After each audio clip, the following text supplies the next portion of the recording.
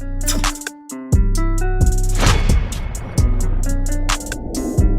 right, we got Skinny Vinny back in the house. Tommy Guns. Thanks for coming back in, man. Good to see you, man. Always good to see you. How's things going?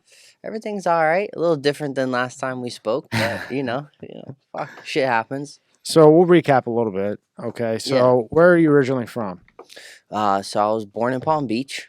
I was actually living in West Palm Beach for like 2 years, and then I moved to Jupiter as a baby, and I was born and raised there pretty much my whole life. So you never left Palm Beach? No, I didn't even leave the state of Florida until I was like fucking 21 years old, had some money to travel. So Bro, where'd you travel to? I think Colorado was my first place. It was the first time I saw snow. I was like 22 years old, 21 years old. Really? Yeah, and my whole family's from New York. Yeah. And I've always meant to like get back up there, but I didn't until 22 actually. Colorado really ain't bad. I've been there. Yeah. I wouldn't want to live there, but it's not bad. Well, I tried to start some, grow operation that didn't fucking go very well. So, I lived out there for 3 months and then eventually ended up just coming back home. So, yeah. And when you were growing up, did you have like a good household? Yeah. So, I had tight-knit New York, Italian, Irish raised family. Hardworking dad, stay-at-home mom, brother, sister. So, yeah. Old school. Old school. Super old school. So, Okay. Yeah. Yeah. And then, we're just recapping if somebody didn't see the other one. So then, when was the first time you started smoking weed? Oh, shit, man. Well, I've been a soccer nut my whole life. Since I've been 3, I've been playing. I didn't start smoking till like 14, maybe. I was corrupted around then, 13 or 14. I got corrupted by one of my good friends.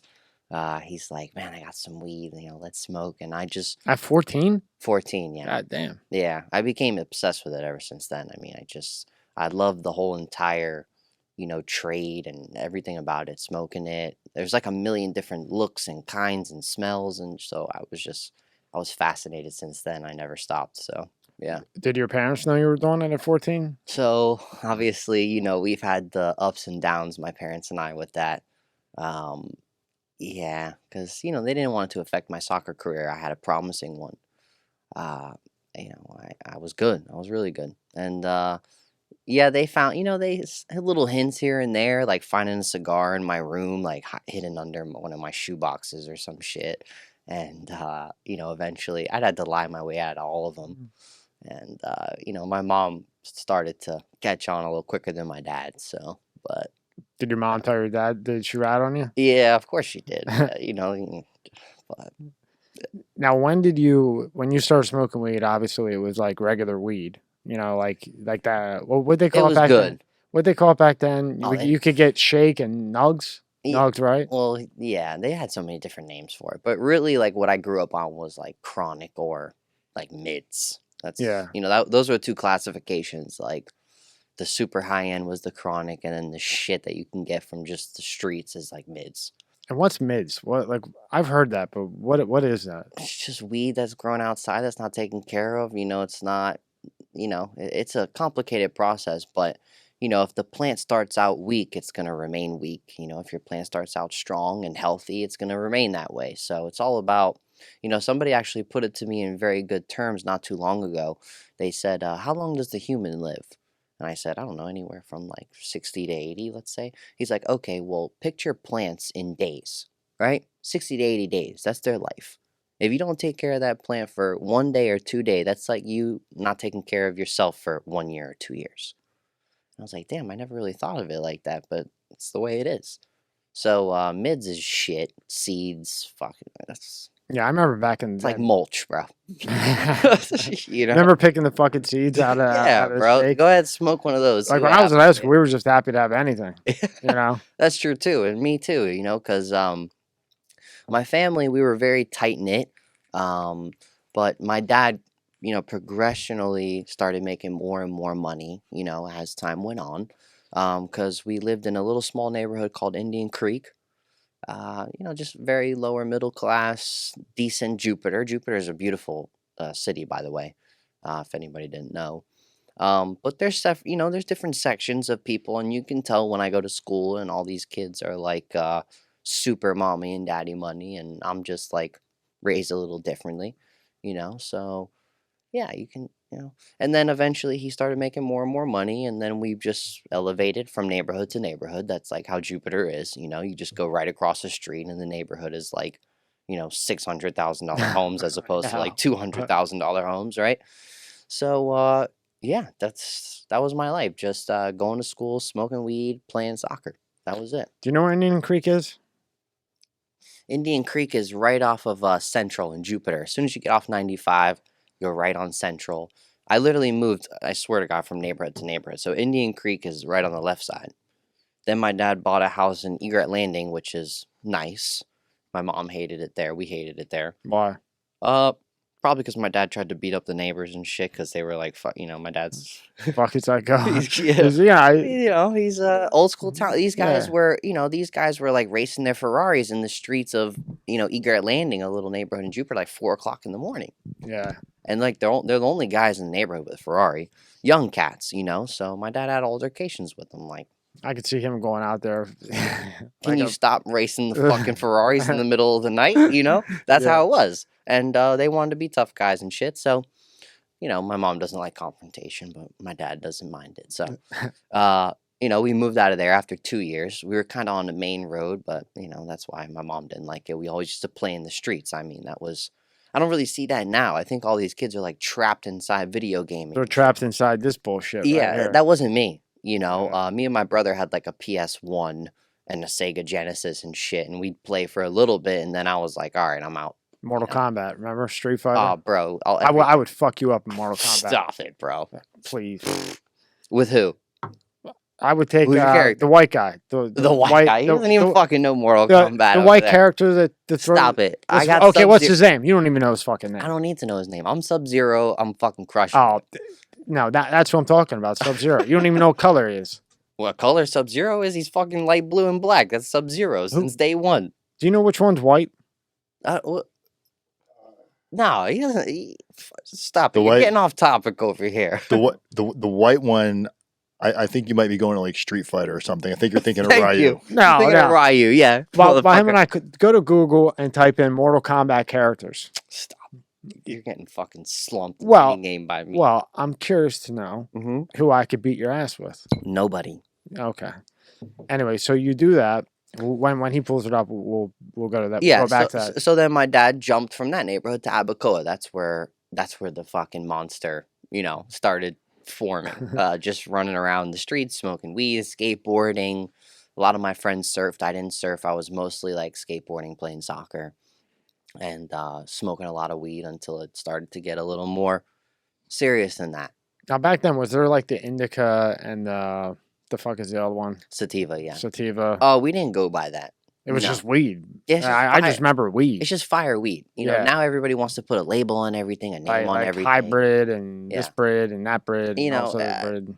Nobody gave a fuck. Yeah. If that shit was fire and, that's what they wanted. The good smell, the good look, that's what it was. So, okay, let's look at the fucking character. Oh, you were going back to this shit, man? Go to images. Dude, but it's so broad what you're saying, white. Wait, if I see it, I'll know. Up top, it says images. You're talking about, dude. Right there. Raiden. You Raiden. You don't even know one combo from fucking Raiden. Man, am I allowed to curse on this show? Fuck yeah. Okay, I'm just making sure. I'll fucking hurt you with Raiden. One day we'll play. Yeah. Well, I'll order a cheap one off eBay. We'll play. You can come over to my house. I'll tell you what. We're going to do this for the fans. Skinny Vinny on the beat. Skinny Vinny. Vinny Diesel. Let's go. Guns. Tommy Guns producer. About to show him what the fuck I got.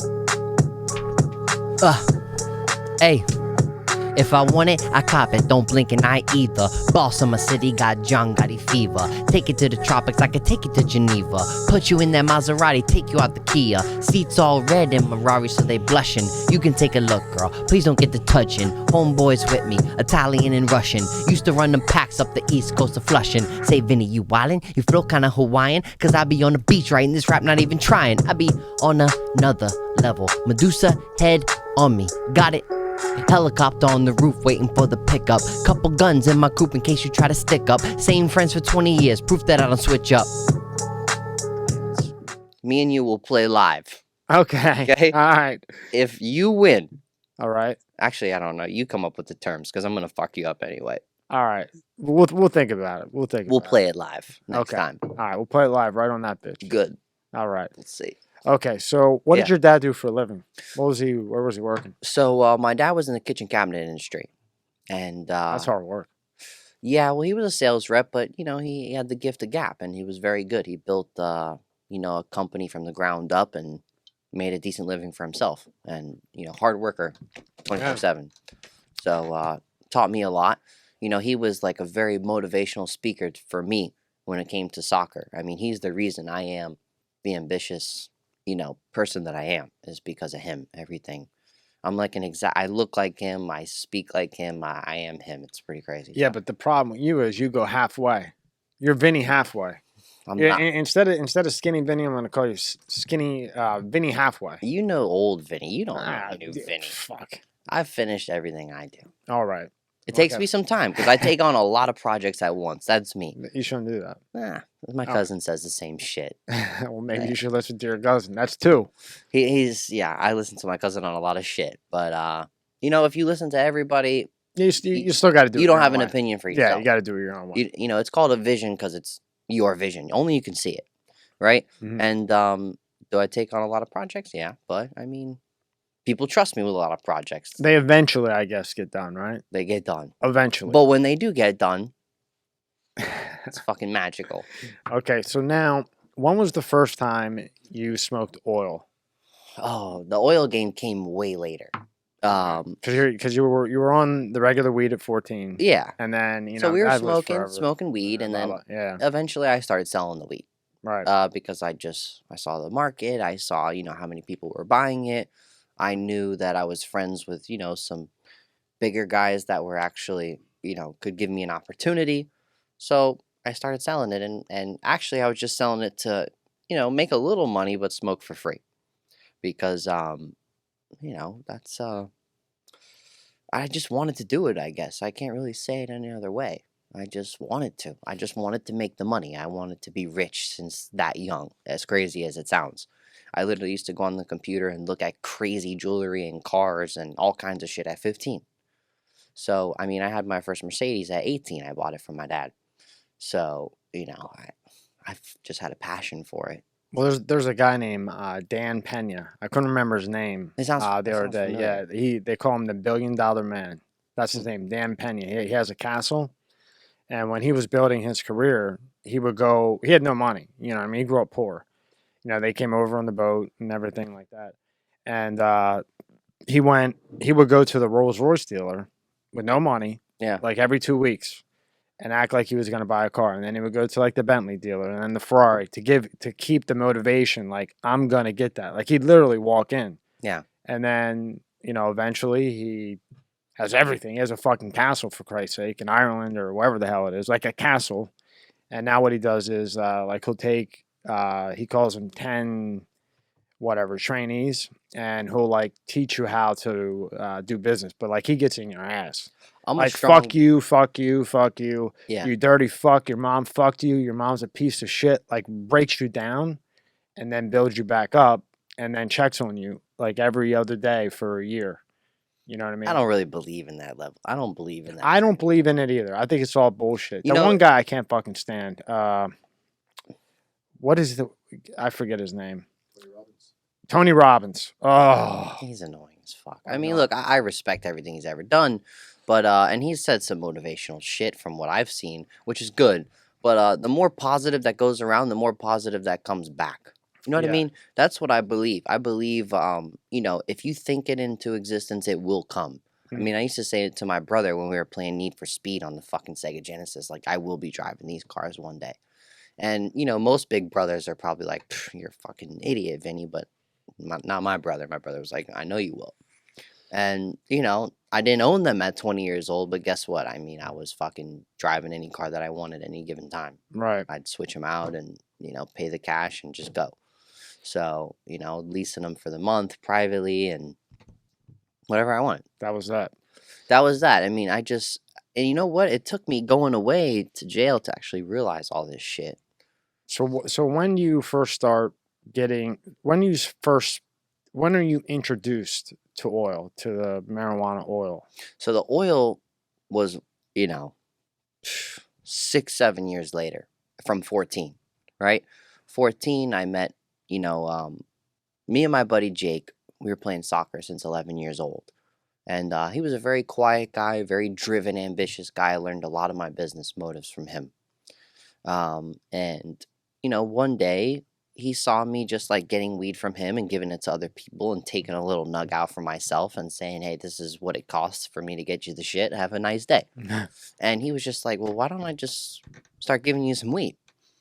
And I was like, I can sell it, bro. I mean, we can do this, And he's like, you sure? Because, like, if you fuck it up, I'm going to have to kill you. And obviously, he was, like, my best friend at the time. But I took it serious because, I try to always pay homage and respect to anybody that's trying to help me.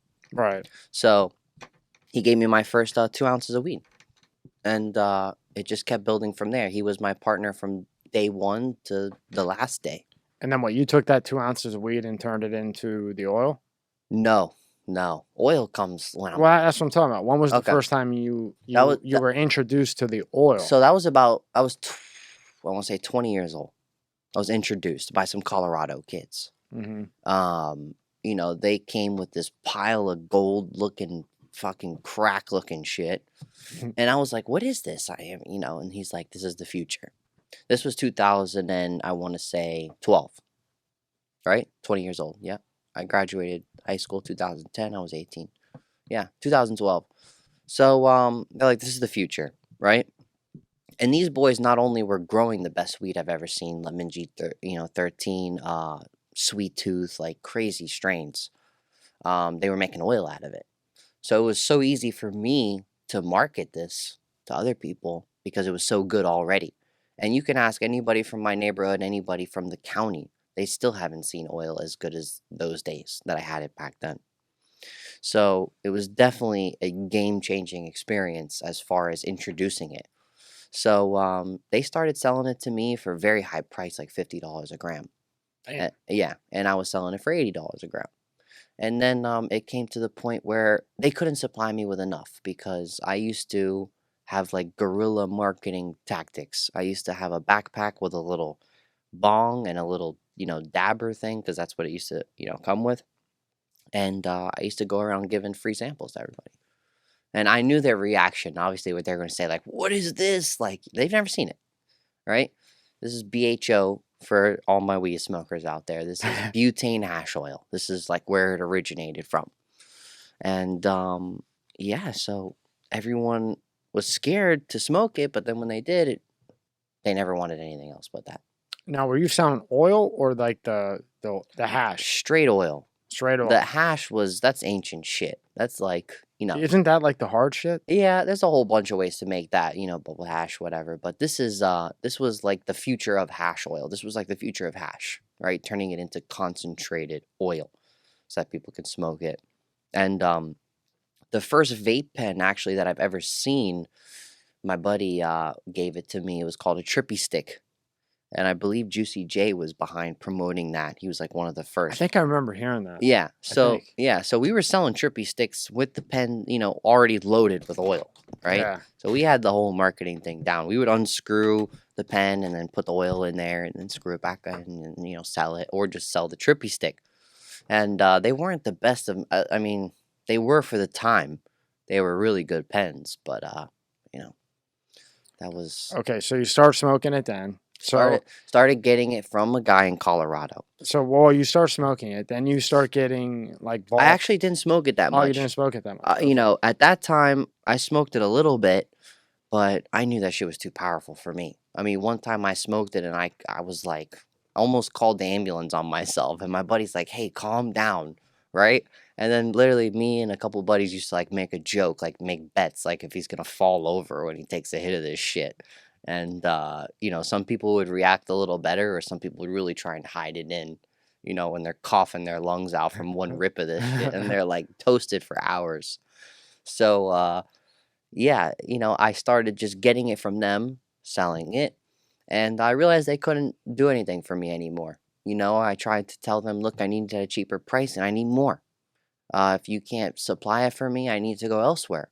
And they took that to heart because it's a very friendly business, when when you all know each other, right? But when you start dealing with outside people, it's when it gets a little reckless, So yeah, that was it. They couldn't supply me with what I needed for my clientele. So now, when you were buying it, was it already made into oil? Yes. Was it already oil? Already oil. So now you're buying already oil. Yep. They can't supply you enough. The price is too high. Right. You say, fuck it. I'm going to figure out how to make it myself. 100%. Okay. YouTube University. Now take me from there. YouTube University. You learn how to do it on YouTube? 100%. Me and my buddy, we learned how to do it. And he worked for me till the end. We started. So me and Jake, who was my partner since day one, was supplying me with the weed, to sell to my friends. He's been my partner, stayed my partner throughout the whole thing. So, I was taking some of the weed he was giving me, and without telling him, I was running it into hash oil for my customers. And eventually I told him later on down the line, I just wanted to see how it worked out. So yeah, we just started practicing, just running like a half a pound or a quarter pound, very little amounts, to supply my customers. But the profits that I were making off of it were good. So I just kept it rolling, and then when I realized I got good enough, I pretty much started running all the weed he gave me into hash oil. So hash oil is the oil in the vape? Hash oil is the concentrated oil that comes out after you extract the marijuana. So you're putting it in this big tube. I mean, this is how we used to do it. These, whoever the real weed guys watching me now are probably like, you're wrong. But we used to have these fucking 5 pound. Well, okay, let me back up. We used to have these little half a pound tubes, right? Where we'd stuff a half a pound in there and run 1 can of butane per ounce, which was, we found out later, a fuck ton of butane, right? I had this little bucket with this little glass thing with a vacuum pump. They used to clear out all the butane and make it clean. So you had a little Pyrex dish, let's say right here, and then you had the tube, and you used to hold it and, run the butane through it, and you'd see little gold oil dripping into the Pyrex pan. Then you would place it into the bucket, which would take out all the butane, etc. If you watch a YouTube video on it or want to bring it up, you'll see. No. Yeah. Well, you can't. Well, it's 100% illegal now, right? Yeah. I mean, or most of it. Yeah. It's not federally illegal. You just can't play YouTube on. So, like, if I would play a YouTube video, and all the money from this video would go to that, even if we played 5 seconds, all the money would go to that person. That just fuck played. them then. Yeah. Okay. So you can't play anything on YouTube. Yeah. You guys watch it at home. Do your own research.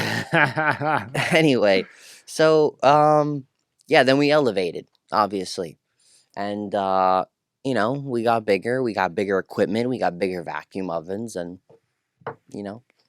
So then you're doing this now. How long does it take you to get to the point where you're like really rocking and rolling? It only took actually 30 minutes.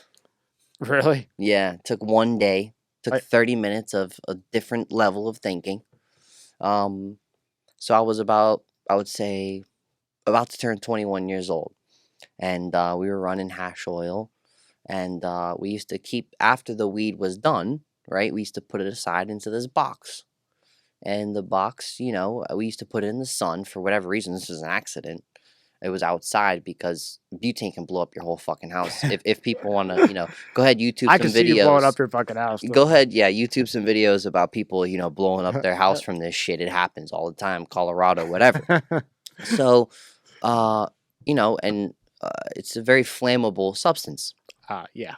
So people were like, okay, it's a little dangerous, whatever. So we did it outside, right? In the backyard. So we had this weed thrown in a box, and all of a sudden the weed started coming back to life, because butane's super cold when it comes out, right? Freezing. So really? Yeah, so when the weed actually hits the box, it's like icicles. But the sun, for some reason, brought it back to life. So the weed's you can see it fucking coming back to life. And we're like, so I come home, I was actually running around, and my boy was running it outside for me. And I'm like, hey, did you run that weed yet? He's like, yeah. So I pick it up, and I'm like, no, bro, there's no way you did it already. Look at it. It's perfect looking. He's like, dude, I ran it already. I'm telling you, here's the oil. I'm like, no, but maybe you ran that pound over there, not that pound, right? So he's like, Vinny, I'm telling you, I ran the oil already. So I'm like, damn. And he said, are you thinking what I'm thinking? I said, fuck yeah, I'm going to sell that shit. So it actually started with this kid from Stewart that used to piss me off all the time because he'd call me 24 hours a day looking for weed. Even when I tell him I don't have it, I'll call him later. He's calling me the next hour. You got it yet? No. You got it yet? No. So I was like, you know what? I don't really know this kid anyway. I'm going to sell him this fucking weed. Here. Right? I'm selling it to him for fucking $2,500. This is exactly what I'm going to sell it to him for. For how much? For $2,500. No, I mean, how much oil? So look, let's say I purchase a pound for $2,500. If I'm running it into weed and I'm selling it for $50 a gram, right? 1 pound of weed yielded about like 80 grams of oil, right? So 80 times 50 was 4 grand, right? Is that right? Am I doing that number right? Yeah, 80 times 50. He's talking about he's selling the weed, the actual flower. Yes, after the fact. Mute off. Yeah, so say that again, Dan. He was saying he wasn't selling him the oil. When he extracted the oil, he was then selling the flower that blossomed. I wasn't selling that kid the oil, but I was selling both the shit, right? At first, I used to throw the weed away because I was like, it's no good anymore, right? I don't want to do that to people. But this kid pissed me off so fucking much. I was like, hey, everybody else cuts all these other drugs. I'm going to do this shit, right? Fuck him. Whatever. So, and I didn't do that to any of my friends, but, this was a different story. So eventually I was like, you know what? I'm not going to say his name, but you know what? Run all 3 of these pounds. Okay. Make them look like this. I'm going to take them all up to Stewart to this kid and sell it to him for $7,500. And he's like, all right, got you. I said, I'll break you off $1,000. He said, done. So he ran all 3 pounds. I had a whole bunch of oil and I sold them all, went up, sold the kid all the weed. And, the kid takes it, obviously, because it looks perfect at the time. He's not going to crack it open and smoke it as we're, like, doing a drug deal or whatever. So he took it, went back home, called me the next day. And as soon as my phone rang, I'm like, oh, fuck, this kid's going to say I robbed them and this and this and that.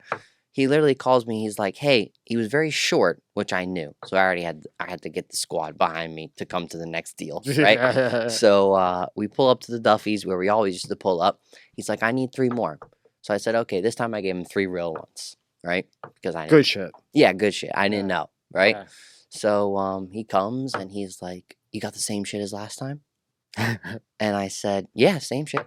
He's like, bro, that shit was fire. Everyone loved that. I was like, really? In the back of your head, you're like, yo, I just sold you bullshit. I literally just sold you fucking nothing. What did he do to piss you off so bad? He just was the most. I don't know if you ever had these friends, bro, but they think like the phones is like people to just sit by the phone and call you every hour on the hour. Oh yeah, that was him, right? Even when I would tell him, I'd have to scream at him 4 times a week. So you sold him shit weed because he called you to buy weed? Well, bro, like there's like protocols and principles, right? I can't even take a shit without this kid calling me. I can't take a shower. I got 3 missed calls, and he's the one that calls you back to back to back when you don't answer. Yeah. I'm like, I don't need those people calling me, bro. Not only are you heating up my phone and everything else, but you're just the most annoying kid in the world, right? So yes, as fucked up as that sounds, that's exactly what I did. And he deserved every bit of it because, eventually he owed me some money, never paid me. So I was very glad I milked him for 50 grand before he never paid me because I sold him so much of that shit. Okay, so then that's how it kind of starts out. That's how it started. That was the niche. That was the niche. That should change my life forever. I mean, I made $7,500 in profit in literally in not even an hour. And then at the biggest, like, not at the end, but like when you were on fire, right? Okay, so when I was on fire, I'm going to have to take a sip of my drink for this story here. Take your time. When I was on fire, okay, I was keeping this, to myself as a secret. And, I eventually brought Jake in because he took care of me my whole life, whatever I needed. So I came up with a plan. He was in control of pretty much all the college territories with weed. He was running to Tallahassee. He was running to Jacksonville. He was running to Tampa, selling 100, 200 pounds, right? And that was our biggest at the time. 200 pounds? Actually, it was less than that. I'm actually jumping the gun. I'm sorry. He was running only like 50, 60, 70 at this time, up to those towns. he had them on lock. What's right? What's that cost? What's that cost you, and then what's that cost him? So he was probably getting them, I'd say 2,200, selling them for 2,500. Only making $300 a pound. 300 a taking pound. a risk on the Schedule 1 substance. I mean, you're making $3,000 off every 10 pounds. You're selling 50. You're making what, 20 grand a run, bro? You're not gonna do that for weed. Not for Schedule 1. Hell no. Schedule 1. It's federally. Back then they were on it. What year was that? Bro, they call it Schedule 1, but everyone gets a slap on the wrist in the state as far as weed went. Dan, how do they probation? How do they get away with that? Can you explain that to me? I'm going to assume that they actually were not getting hit. Nobody was onto them because they would have gotten fucking creamed if they would have got hit selling that amount. It wouldn't have been worth the money if somebody had gotten caught. Nobody just got caught at that point, is what I believe. Well, look, I mean, so like 20 pounds. What would somebody get for 20 pounds? 25 is trafficking in the state of Florida. So what would somebody get? Probation. They probably actually would have got trafficking because they wouldn't have hit him on the first time. They would have got him on 2, 3, 4 runs. So they probably would have had him for like 50, 60 pounds, 100 pounds by the time they actually roped them into an indictment. Oh, because they put it together. Well, we're talking two different things here. I was just feds curious. And state. Yeah. The feds were like fucking a TV show to me. I never knew the FBI and DEA actually existed in my town. All right. We never were scared of them. We're from Jupiter. Right? We had to duck the Jupiter Police Department. Yeah. Where they're giving people probation and shit for 10, 15 pounds. Really? Of course, bro. Look, it's Schedule 1. Feds and state are completely different, especially in the wild, wild west of Florida, when these boys are running hundreds and thousands of kilos of cocaine back in the 80s and 90s. The last thing they're worried about is 15 pounds of fucking weed. I mean, come on, bro. Yeah. Like other states, like if you're actually running, like let's say, like he did get, when I was in prison, he got caught in Oklahoma, supposedly with like 20 pounds or whatever. He died before, we'll go into that. Yeah, we'll get to that. Yeah. But, yeah, so, I mean, look, in Florida, I got caught with an ounce and they literally caught me like dead to rights, and all the charges were dropped because they literally pulled up in my driveway as I was smoking a joint, had like $2,000 in my pocket and an ounce in the other one. And the cops rolled up in my driveway. They like pulled up behind me, saw all the smoke pouring out of the car. And my lawyer was just like, "You're not even allowed to search this kid's car anyway." And they're like, "Yeah, we're not even going to pursue this shit." It was like that, bro. Really. The oil was what changed the game as far as like danger.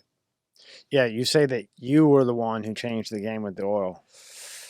I believe that I'm partly responsible for like mass marketing it in South Florida, in a lot of Florida. I mean, I was running oil up to kids in college that were paying me 30, 40 grand of mom and dad's money, like to fucking supply their fraternities and whatever.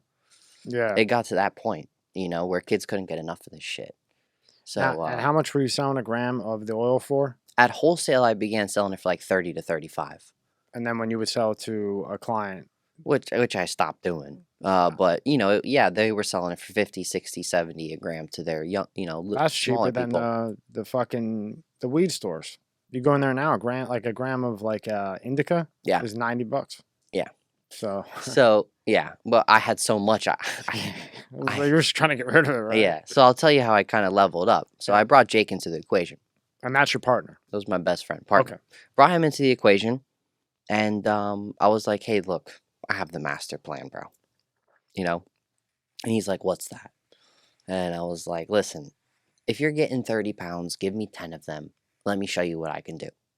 So 10 pounds, I was turning into 1 kilo of hash oil, selling it for 35 grand, right? But I'm giving him all the weed back so that he can mix it in with the other 20 pounds and run it up to them boys in college. Shit. They're probably all going to be mad at me right now for exposing these secrets, but, you didn't see us balling for nothing. Okay, so at the height, how much were you selling a week? Would you say on average? So how much were you making? The height net came in later. If you want to talk about the new kid that came into our life, you want to start talking about him. Okay, okay. So this is when we were just leveling up. Okay, so you're still with Jake when the new kid comes in, or you're done? The whole thing with Jake, everything. Okay, till the day it died. Okay, so now it's you and Jake, and a new kid comes in.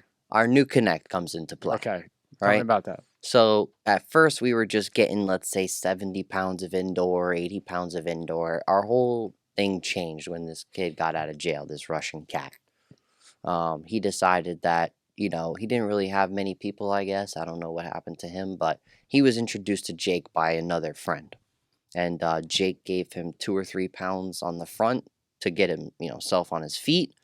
And he ran off with it, like fucking 7 or 8 grand. But he actually turned that into a shitload of money by doing some, research chemical in the mail. We won't go into all that, but he turned that 7 grand into like probably 150. And he came back to Jake like 3 months later and was like, here's your 7 grand plus 3 grand on top of that. I'm sorry I ran off on you. I had to do it. But I'm going to bring you into what I got going on. So this kid, crazy fucking kid, right? He started going back and forth to California getting like 500, 600, 700 pounds of this light-dep. What's that? The hell's light-dep? Light-dep is like they start the plant outdoors, but then they bring them indoors, which, it causes them, they can grow more of it at one time, right? To keep it simple. I'm not a grower. I'm friends with a lot of growers, but when you're indoor, you only have a certain amount of space. When you're outdoor, you can have tons and tons and acres, right? And if you set it up correctly enough, right, you can have certain plants cycling inside as they're going out and then more, right? So they kind of look like indoors, but they're outdoors kind of. It's like half and half. That's why they call them light-deps, right? So he started bringing back a shit ton of those. So we leveled up from, 70, 80 pounds to now like 500, right? And then eventually he was bringing back 2,000, giving us like 800 pounds, yeah. 800 pounds of weed? 700 pounds, yeah, something like that, yeah. And you were selling 700 pounds of weed? So I became the oil guy pretty much. I was putting my guys on with like 20, 30 pounds here and there, 40 pounds here and there. But my main goal was to do what we were doing, right? That was the main profit. That was the free money.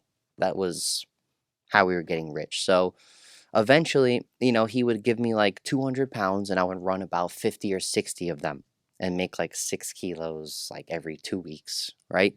Which is, I don't know, you do the math, $35,000 times 6 kilos of pure profit. 70, 140, 280, 280. What is that then? I don't know. Yeah. So it would take me like, it would take me like a month to sell all the shit. Yeah. And then him and I would split it in half. So you're selling about 50 pounds a month? Of weed? Yeah. Me, I was selling, I would say closer to about 100 pounds a month. Yeah. Because I didn't really care about the weed anymore. I knew that this was the real money oil, weed, whatever. Oil, I was selling about 15 kilos of oil about a month, I would say, conservatively. We were making about 3 to 5 kilos a week. Now, why do you call it kilos and then pounds? Well, the pounds, I'm talking about weed. Okay. Right? When you turn the pounds into oil, it's considered by the gram. You don't really, we didn't do it by, because I had so much, I guess you could fucking say I call it, 1,000. I felt like a big shot, I guess, now because I'm moving 1,000 grams. Here's a key. You want a key or a key? All the rappers and shit used to say it. So now I wanted to fucking say it because I had it. Yo, what do you think he would get for 700 pounds of fucking weed? What if he went and picked up 700 pounds of weed? What do you think he'd I'll get? tell you. I know the guidelines. How much? How much? Well, 3,000 pounds of weed, they were trying to put me at a level 30. That's not bad, really. Category 1, I never had a conviction. Minus the 3 levels for acceptance, it was like 70 to 87 months or something like that. It's not bad. Yeah. That's not a bad hit. Yeah. 700, though. That might be a little bit more than that. 700 pounds of the weed. I'm talking about the weed now. Yeah. Yeah, right. So we'll go into my indictment at the end. Yeah. So the oil was my game. Okay. Right? I told Jake, focus on the oil. Who really cares about the weed? Like, give me as much weed as you can. And we will then, run it all, mix it back in with what you have. So we would take like 50 out of the 200 and then put them in. And he'd give me another, 50 to mix in with the next 200. And he would get about between 500 to 700 pounds out of the 2,000 that was coming in. Damn. Yeah. Now, did you have, when you were making all this money, did you have family obligations? Like, were you taking care of your family, your mom, your dad? I don't know, brothers, sisters. Yeah. I don't know. So we kind of jumped a little forward, but when I was 20 and actually started, the weed and the oil and took it seriously, my dad lost his job at about 19 and foreclosed on our home. Oh. So it came from me just selling weed, to smoke a little bit to now this is like what I'm going to do. right? And it took me a while to be able to take care of anybody because, the little bits of profit and stuff that we were making were just, so I could help my mom a little bit. My dad kind of moved on from my mom and, lived a different life and still was, old school man taking care of my mom as much as he could, but he didn't have a job. So, I took it a little more serious because they're both asking me for money and trying to, get things back together. Do they know what you're doing? So they didn't, but they're like, something ain't right. Something ain't right. But they needed the fucking money, right? But we need the shit. Yeah. And I don't blame them. I really don't. I would do the same thing.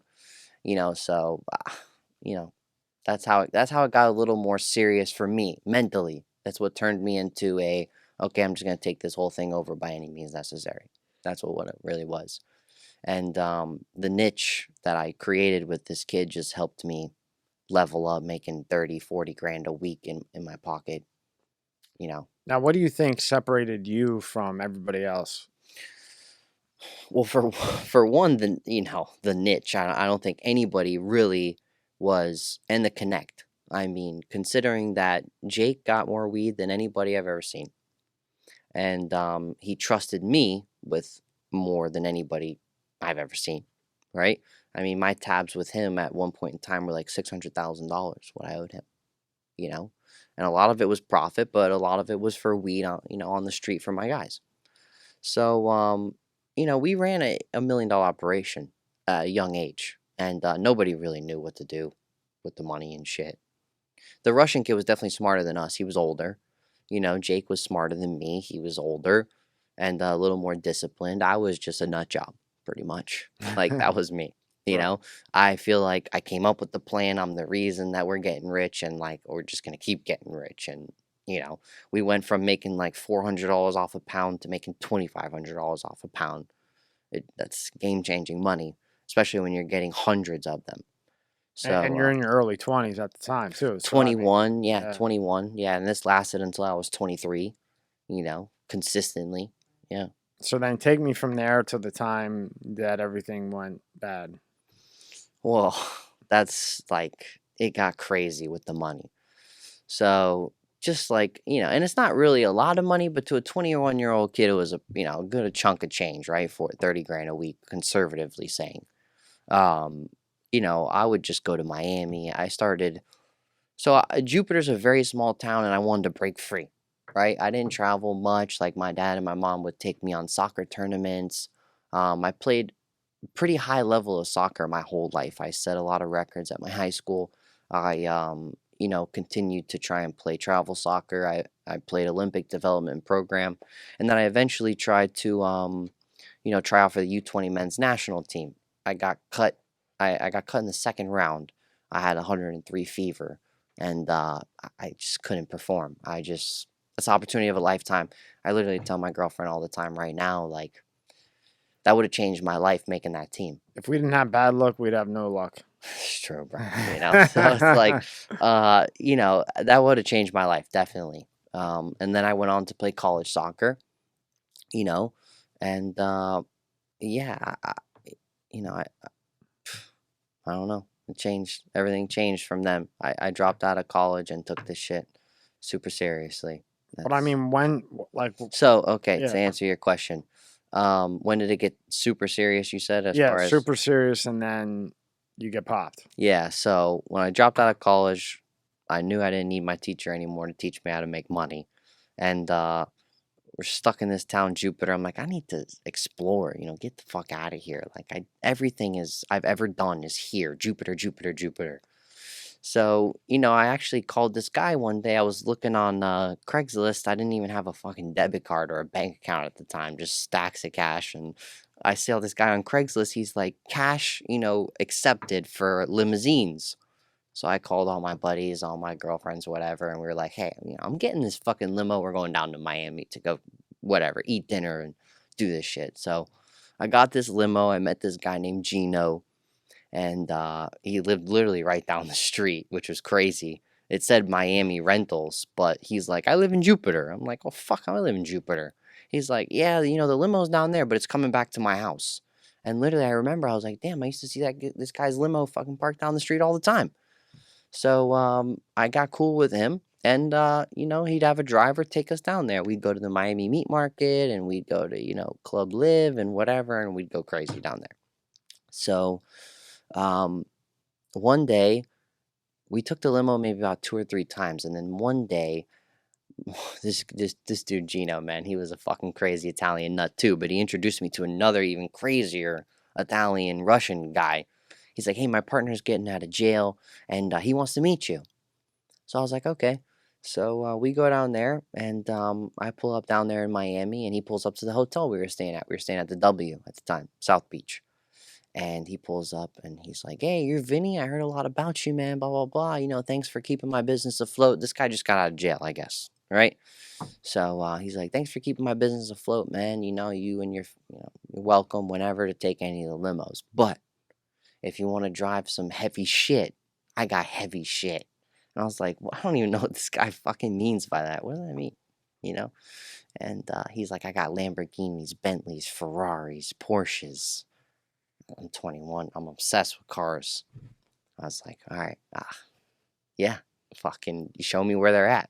So he's like, okay, fucking, I'll come pick you up tomorrow. So when we all checked out of the hotel, they took the limousine. I went with him to the warehouse to check it out, and I had a bunch of cash on me, and obviously I took a fucking Lambo right from the warehouse at that point, right then. So, yeah, that's how it started. Was that the beginning of the end? That was the beginning of the end, meeting that fucking guy. And why is that? Yeah, well, he turned out to be a confidential informant for the feds, man. So the guy living down the street from you with the limo company? Not him, his partner he introduced me to. Did the guy that... They were partners in this exotic car rental thing. This guy was a New York bred, Miami bred, wild nutcase. Did he know that the other guy was a CI? I don't know, bro. I have no idea if he knew that or not. I always wanted to call him and ask him, like, when I got home, like, did you know he was a fucking psycho confidential informant, bro? But nah, I stopped dealing with Gino because obviously I knew this guy was in charge of everything. Gino was just running shit for him while he was gone. And this was the Russian guy that had just gotten out of jail. Well, he was a Russian-Italian guy. Russian-Italian guy. Yeah. Right? Yeah. Okay. He later introduced me to an even crazier Russian guy. Okay. So now take me from there how this ends. Okay, so I start renting all these crazy cars, right? I'm bringing Lamborghinis back to Jupiter, selling fucking pounds of weed out of the hood of the fucking... I'm racing 140 miles an hour down Indian Town Road with 40 pounds of weed in the hood of the fucking Lambo that didn't even fit. Just a nut job, right? So, eventually he calls me one day. He's like, hey, Vinny, man, I need you to work for me. I need help, right? I got a lot of clients, a lot of customers, a lot of everybody. So I need you to just drive around with me and help me pick up cars. I need a man to like hop out, get the car, and then we follow you back, back to the warehouse. So I did that. He's paying me $300-$400 a day, and I worked for him. And we had a good relationship from what I thought. We were cool. I mean, we connected on a lot of levels. And we were going to music videos, fucking Chris Brown, Fetty Wap, Gold Slugs, that song. How good is Chris Brown? Beast. He's my favorite. Yeah, Chris Brown's good, man. Definitely good. I mean, it was crazy to see them in person. I'm from Jupiter. I never really went to any concerts or any of that bullshit, right? I just was strictly focused on what I was doing. But, yeah, it was a whole other world down there, bro. Then I went to... When Remy Ma got out of prison, we gave her the Lamborghini for her first video shoot. I believe it was called Hands Up, Hands Down. Yo Gotti, Rick Ross, Remy Ma, they were all there. I never saw a video, music video being shot in person, which was pretty cool to me because I grew up on Lil Wayne. That was my guy from day one. So, yeah, I mean, what? Oh, you got the Lil Wayne guy right there? Yeah. Damn. Yeah, so that was, I was intrigued. We were meeting Antonio Brown, and he was a superstar down there, which was the craziest part to me. Everybody knew him. Anybody that needed a car that came to Miami, they went through him. And I was just like, I met the guy. I didn't just meet a regular rental car guy. I met one of the main guys down there and knew all the celebrities. So I felt like one, I guess you could say. So he calls me up, the guy, and he was like, hey, man, he's like, come down here to Nobu. I'm at Nobu right now. I need the keys to the R8. And I used to carry like a bunch of keys in my pocket to a bunch of different cars, right? And he was like, yo, come down here, blah, blah, blah. So I go down there. I didn't know who he was with, right? And he's like, I'm at this table over here to the left. I need the keys to the R8. My buddies are here. I'm like, okay. So I bring him the keys and I walk up to the table and he's sitting with Fat Joe and fucking Scott Disick. I'm like, wait, what the fuck is going on? So I guess supposedly when Fat Joe got his indictment for his tax, whatever, he did like 4, 5, 6 months, right? If I'm not mistaken. Yeah. He did like 5 months. He actually met the informant, my boss, there. And they became friends. Yes. Yeah, go ahead. Okay, so Fat Joe and gave him a bunch of clients, for the whole rap shit. And yeah, I mean, I pull up to, Scott Disick, Fat Joe. They're all sitting at the table drinking, fucked up. And he's like, you got the keys? And I was like, yeah, I dropped him the keys. I wasn't going to ask for a picture or nothing. But then he says, hey, take a picture of us. So I was like, all right. So they all stand up. I take a picture, whatever, blah, blah, blah. I did that a lot. Actually, a lot of pictures were from me, from that business, whatever business he was running. So, yeah, that was that. So now, when you were hanging out with the informant, was he doing drugs? Yes. I thought they couldn't do drugs. Dude, it was the craziest shit, man. This dude was fucked up all the time. I thought they weren't allowed to do drugs. They're technically not on the books, but imagine an informant being asked to do drugs and he's like, no, that's such a fucking tall tale. So they can do them. Can they or will they? It's, what goes into the indictment paperwork and what they do is two different things. Yeah.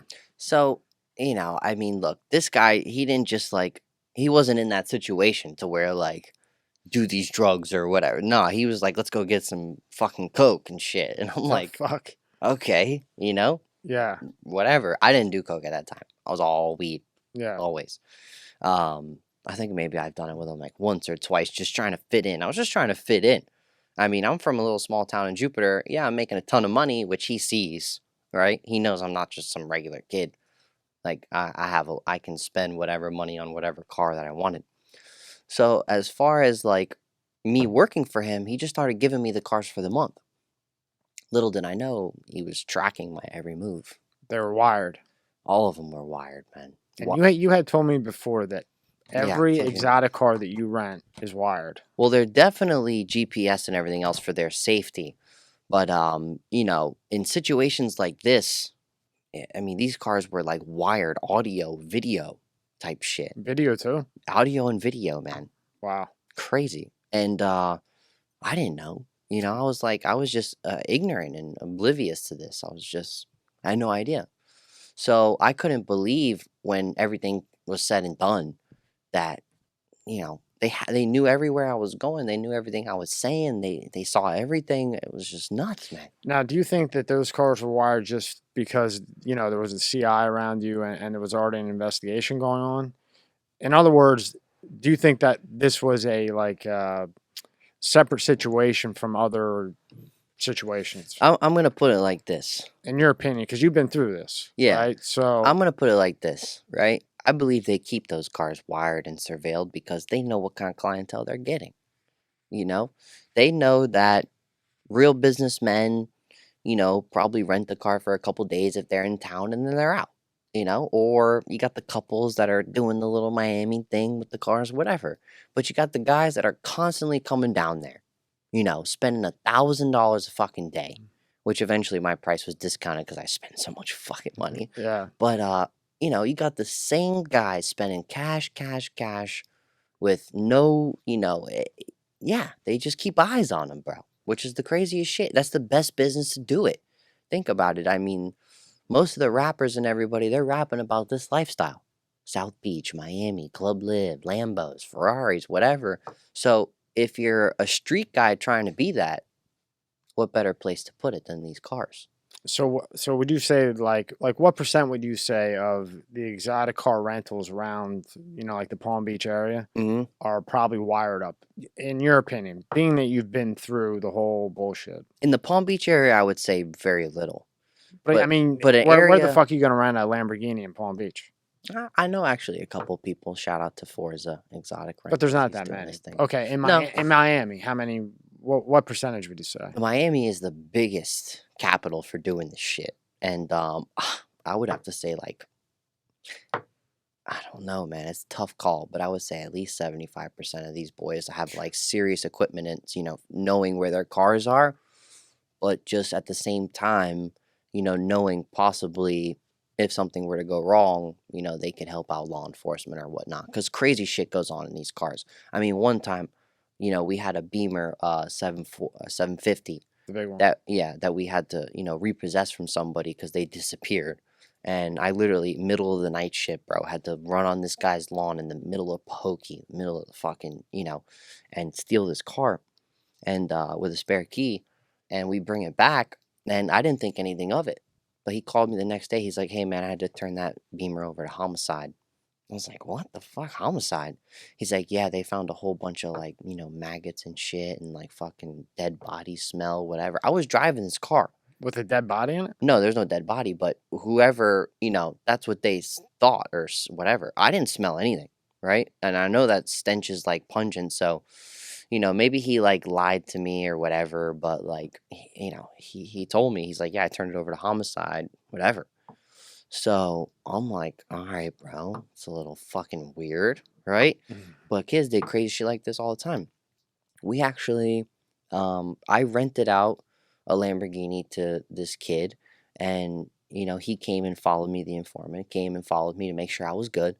And these kids had these girls rent the car with the paperwork and the license.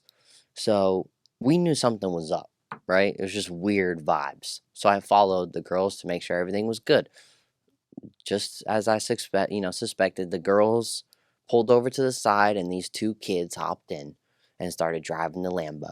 So I'm like, okay, so now whoever's driving the Lambo is not insured, whatever. And I don't really give a fuck. And he didn't really either. It's all about the cash in that business, right? But, they did what we thought maybe could happen. And literally they had a tow truck there, bro, ready to load this Lamborghini up on that shit and take it to whatever fucking state they were going to take it to and chop it up. So me and my boss pull up, flinging, and these dudes pull out a pistol and they're like, we're taking this car. Shit. Yeah. I'm like, whatever, bro. I had a gun too at the time, but, I wasn't going to. Just go ahead. The car's got a GPS on it. Where are you going? Yeah, right. So literally, instead of putting it on the tow truck, they just get back in and they start fucking swinging. And then the tow truck's like following them. They're trying to do it at another location. They get on the Dolphin Expressway, and my boss calls the cops and was like, hey, these dudes are stealing my car. They're, I can track them on my phone. They're on the Dolphin Expressway. When the cops pull up, the cops were like, oh, your car's gone. And my boss is like, he's like, what do you mean? Car is gone. I got it on my phone. He's like, oh, really? Oh, sorry. I thought your shit was halfway to South America by now. That's what he said, the cop in Miami. Like, this shit happens, like, every day. They're stealing these exotic cars. So that was pretty crazy to me, man. It was just a whole different world. And if I never stepped into that world, I would have been fine. Now, okay, so all this shit happens. And you're with this informant the whole fucking time. Yeah. And then when do you get nailed? So I got nailed probably, they were doing the investigation for like 10 months, 11 months. And they nailed me then. And they brought, a criminal complaint down on me. The feds did. And basically my boss called me up one day and he's like, hey, I need you to ride with me. We got to go, take care of this. So he took me to the Dolphin Mall. And these boys ran up in the parking garage, man, 15 of them. Like 5 U.S. Marshals, 5 DEA, and 4 FBI agents. They just ran up on me, and they were like, actually 2 FBI agents, I'm sorry. So how many? It was like 12 guys. It was crazy, bro. One hopped out of a minivan, one hopped out of a Dodge Ram pickup truck, and the other guys hopped out of a standard police Taurus Undercover. And I was like, fuck, dude, what's happening? They acted like they were there for him. And they're like, who's this kid? Who's this kid? Who are you? When they knew the whole time the whole shit was about me, right? So, yeah, I guess they picked up my buddy already a couple months before. Jake? Not Jake. No. The Russian? Not the Russian either. The kid that was actually making hash oil for me. Okay. He got picked up in Tallahassee. He fucked up. And I thought it was just a random traffic stop. He was doing some time in county jail and he was going to be out. But, you know, because it was very simple. He's like, hey, I'm going to Tallahassee, whatever. I got some hash oil and some Viagra and whatever else he sells to the college kids. He got picked up and he was like, I'm going to be out in a couple months, bro. It was Madison County in Tallahassee, which is a no-tolerance drug county, right? They give you the book. So he was lying to me, telling me he only had like 4 or 5 months to do, when literally he was facing 5 years. And literally I'm under investigation as well. So they pick him up and, you know. Does he telling you? Eventually, yeah. Eventually he does. Yeah. Okay, and then, so that's when you get popped. Yeah. And then your partner, Jake, you said he died? He died, yeah. So after the informant, you know, gave them all the information for 9 months, he was recording all of our phone calls, giving all the tracking systems for the cars, what I was doing. Then they picked him up, my oil maker. They raided his house. They found all the oil. Not what they charged me with. They charged me with way more than that from phone calls and text messages. They actually charged me with 8 kilos of hash oil. Yeah, because like he said, they piled it up. It depends, yeah, but they did in that situation because, you know, I had other things in the works that were, you know, pretty clear on the phones. So, yeah, they brought me in 2015, and that was it. But then, yeah, a year later, as I'm sitting in there, my best friend was shot and killed in Boca Raton. God damn. Yeah, over some other unrelated. Had nothing to do with that. Shit, no, nothing, no, So he got whacked in Boca. I won't go too deep into that, but I guess he had some altercations with some kids that robbed him, and then, you know, because they robbed him, he was threatening them, and they thought, get him before he gets us. It's type one shit. or the other, right? So yeah. Me or you type of thing. And then the kid that I know is responsible end up, you know, committing a triple homicide in Jupiter. You guys can look that Who's up. Who's that? Let them do their research. Yeah. All you we have don't to need to look it up because all you have to do is, you know, at home look up triple homicide in Jupiter, right? You'll know who I'm talking about. This was a huge thing, happened on Super Bowl Sunday, and these, you know, just like kids that thought they were Tony Montana with like $100,000 in their hand because they stole it from Jake, you know. Yeah. It's like, well, yeah, their life changed because they're all poor or whatever.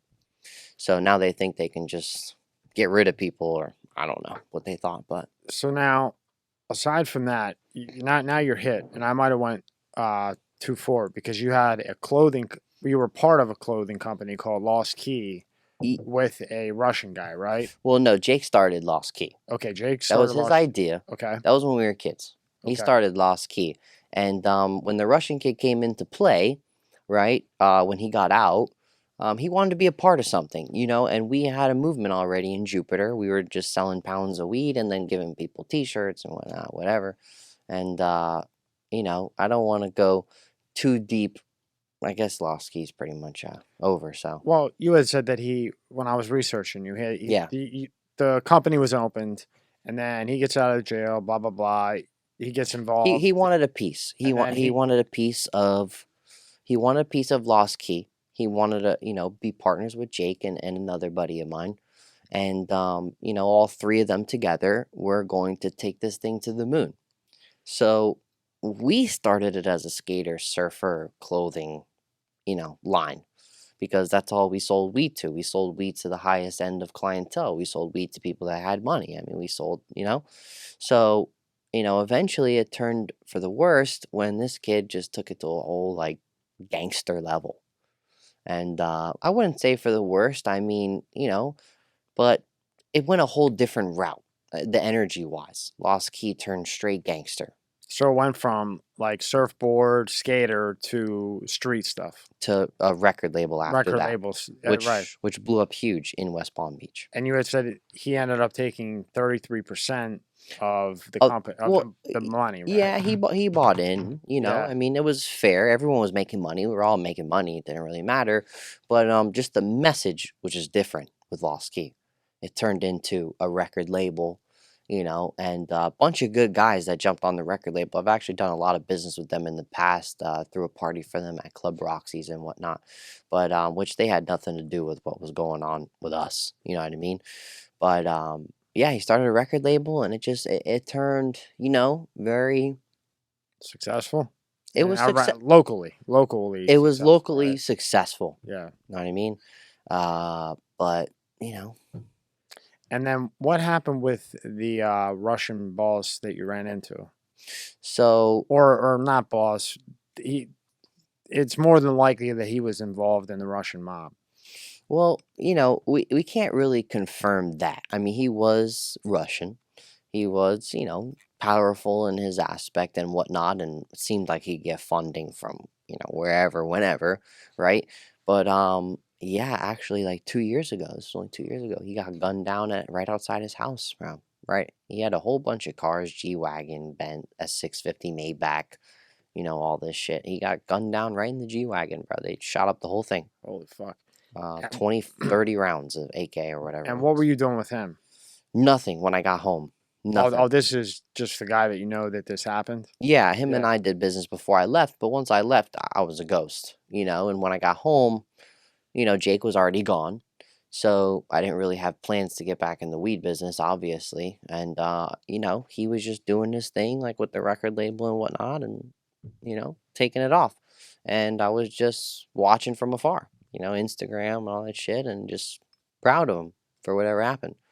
So but now, going back to, because I forgot about that part. 2 Russians, yeah. Yeah, the 2 Russians. Okay. Now they got whacked. I know, yeah. Yeah, so the Russian that you were talking about, the boss, actually owned a separate rental car company, which we partnered up with right before I went to jail. And he was the boss. Manny Chupayev. Yeah. His story goes deep too, man. Real deep. He was a Russian mob boss and whatnot, and supposedly, cooperated and whatnot, but still was just running the streets like a boss. It was just the craziest shit I've ever seen. He should hang out with Sammy the Bull. He's on that level, bro. Yeah, I mean, anybody that just, researched the name I just said, they understand. He had like 30 cars, and our business was thriving so much as far as the exotic car company went. The informant ran out of cars all the time. He didn't have enough cars to supply these customers. So I actually ended up introducing him to Manny Chupayev through a friend that owned a restaurant. It was funny, me and my buddy pulled up outside the restaurant, and the guy comes outside, and he's like, "Where'd you guys get this car? You guys can't afford this shit." And we were like, "Nah, we rented it, from my buddy, whatever." He's like, "I got the best guy in the game." So we were like, "You got the best guy in the game? Show us." So he's like, "Okay, let me call him." Calls him right on the spot. He's like, "Hey, man, I got these 2 local kids that always come into my restaurant and eat food that fucking think they got these exotic cars. You want to show them up?" He said, "Yeah, send them to my fucking warehouse." So we were like, all right, we get in this is Jupiter. Yeah. Me and him literally get back in the car and drive all the way down to Miami, straight to this dude's warehouse to see what he's about. And we learned he was... he was about it, right? Yeah. So he's immediately, it's the most competitive business in the world down there, right? So immediately he's like, "Where'd you guys get these cars from?" Then he got them from my buddy. And really, you're not supposed to say names in that business, because it was just weird. I don't know. The whole vibe of the business was very weird. So he was like, "Hey, man, just tell me, maybe we can work together." Let me call him first. So I call him and I was like, "Hey, this guy's got all these cars, blah, blah, blah, blah. He wants to meet you." He said, "No, I'm good." Right? This is actually a really funny story. So we're like, "No, I'm good, blah, blah, blah." So my buddy that I was actually in the car with stopped renting cars from me and renting cars from this guy. Oh, boy. So my boss gets upset now, right? He's like, so we go to pull up an old car that we had sitting in the driveway in Jupiter. And he's like, "Hey, man, whose cars you get this from?" He's like, "You didn't want to meet him. We tried to introduce you. Now you want to know whose cars I'm in, blah, blah, blah." And I said, "Let's just stop the bullshit and introduce these 2 guys. Like, who gives a fuck?" So they got introduced, man, and all hell broke loose, bro, with these 2 guys, man. What do you mean all hell just broke owing each other money and, cars going all over the place, going missing. Like, that business is brain damage, man. A lot of money into it, but... And he got whacked? No. He didn't? He's still alive? Yeah. Sorry. And he cooperated? Dude, he's like one of those guys like Frank Lucas, like cooperates but still like walks the earth as Jesus Christ. I had David Lucas in, and his uncle is the real Frank Lucas. I saw that. Yeah. He's a comedian. He's like that, like like the Frank Lucas. He's like one of those guys. Like I can cooperate and still I'm a fucking gangster. Like if the movie was even true, I don't know. I didn't even watch that documentary yet with you guys, but I should watch that one. But man, that business was just nuts. Anyway, the whole thing ended like shit. Yeah. So so now I had to get that in. Yeah. So now going back, you get popped. They hit you at the Dolphin Mall. Yep. Okay. Then you're in jail. Did they give you pre-release or they held you? They held you. Yeah. Okay. So no bond. No bond. Huh? No. So now, is that common that they get no bond for something like that? Yeah, well, they hit him on a conspiracy Hobbs Act, so it's absolutely you're not going to get released on bond when you're dealing with that situation. That actually came at the end. They just kept trying to throw some shit on me. I made some threats to somebody who owed me some money, and tried to send people to go collect it. It was unsuccessful, and then they just fucking made it a huge deal. Nothing ever happened. So what was the charges on the indictment initially? So it was 8 kilos of hash oil, conspiracy to distribute, and Hobbs Act robbery. Yeah. Okay. Did they drop any of them? No, of course not. No, you plead out to the highest one, and So you got hit with those two. I got hit with those two. Okay, then you go into court. Well, it's actually possession of the oil that they found, and they charged me with that. Possession, conspiracy, and then conspiracy. Yeah. Okay, so they hit attempted or I had four charges on there. 4? Both the same though. 2 for the oil, 2 for the robbery. I forgot what it was. Isn't that double jeopardy? Attempted? No, they're 2 different charges. Conspiracy I thought you said it was the same. Well, it's the same, but they word it differently. Yeah, pretty much. Yeah, possession of this, and then conspiracy to commit this, and then attempted this, and conspiracy to commit. As long as one is higher than the other. Right? In their eyes. Yeah. Fucking, they just hit you with a charge. So. Okay. And maybe then I can get somebody to send me a picture real quick of it. It's sitting at my house. What is it? What, the indictment? The indictment, yeah. Yeah. See if she can send me a picture real quick. Next time you come in. Yeah. Then we'll have something else to go through. Mm-hmm. So then you go into court. Yeah. Right? And now what do you think you're getting when you walk in? I mean, what was your lawyer telling you? Well, look, these boys brought me into the interrogation room off bat in FDC. They brought me to some glass building. It looked like a bank. And they're like trying to get me to say all this and say all that. They're like, listen, your boy told us everything already. And I didn't believe him. I was trained not to believe them from get-go. Because they try and flip the script on Friends, like telling on Friends. I mean, I've watched movies and shit, so I'm pretty smart. I clicked on instantly. I'm like, he didn't tell you nothing. When really, he really did tell them everything. Yeah. I'm like, I don't know what you're talking about. He's like, yes, your buddy who actually makes the oil for you told us you run an entire operation throughout the state of Florida to all the college kids. When they said that, I was like, oh, fuck, these guys know a little more than I thought they knew, right? So me and the informant are literally in the same building. They literally walked this informant in to the building, and he walked out the back door, bro. Literally had cuffs on and everything. And instead of putting on a green jumpsuit, he just walked out the back door. And I'm like, holy fuck. And I didn't think so, right? At the time. I was like, oh shit, man. Like, sorry. I was like, what the hell? Where is he? I just saw him. He was here with me. Like, have you guys seen my buddy? Like, blah, blah, blah, blah. Like, he looks like this and looks like that. And they're like, no. I'm like, fuck, dude. Well, right there, you know why he was gone. No, I didn't know, bro. I was so confused, right? I didn't know people actually did this shit to people. Yeah. I had no idea. I didn't know this shit happened. I was oblivious to this because maybe my town was so small or whatnot. I don't know. Well, you've never been in the court system. You've never been through anything. You were just living the high life at a young age. Yeah, I mean, look, I've had my encounters with the law. Have I ever sat in a courtroom like that? No. I did youth court when I was 15 when I, stole a car, running around my neighborhood smoking weed, and I got in trouble like a moron. But that was like 2-3 weeks and whatever, but not this. No, nothing like this. I'm literally sitting in solitary confinement when they're trying to find a floor to put me on. That's a blast. At that time, they actually had a indictment of 150 Latin King members at that exact day, same day I came in, which was crazy. Like, why are you gonna waste your time on me when you got all these fucking guys from Mexico and everyone else coming in, right? And so the floors were packed. Every bed was packed, which usually in that building you don't see it that much, that packed, but it was. So they were just waiting for somebody else to run out, and 6 days later I was in another cell. So now when you go to court, though, like I was saying, what was your lawyer telling you were looking at? So they were saying 10 years. The lawyers were? Well, the judge was, yeah. And the feds were. They were like 10 years, 10 years, 10 years. So me getting like upset and excited, I immediately told my girlfriend and my family 10 years and all this shit.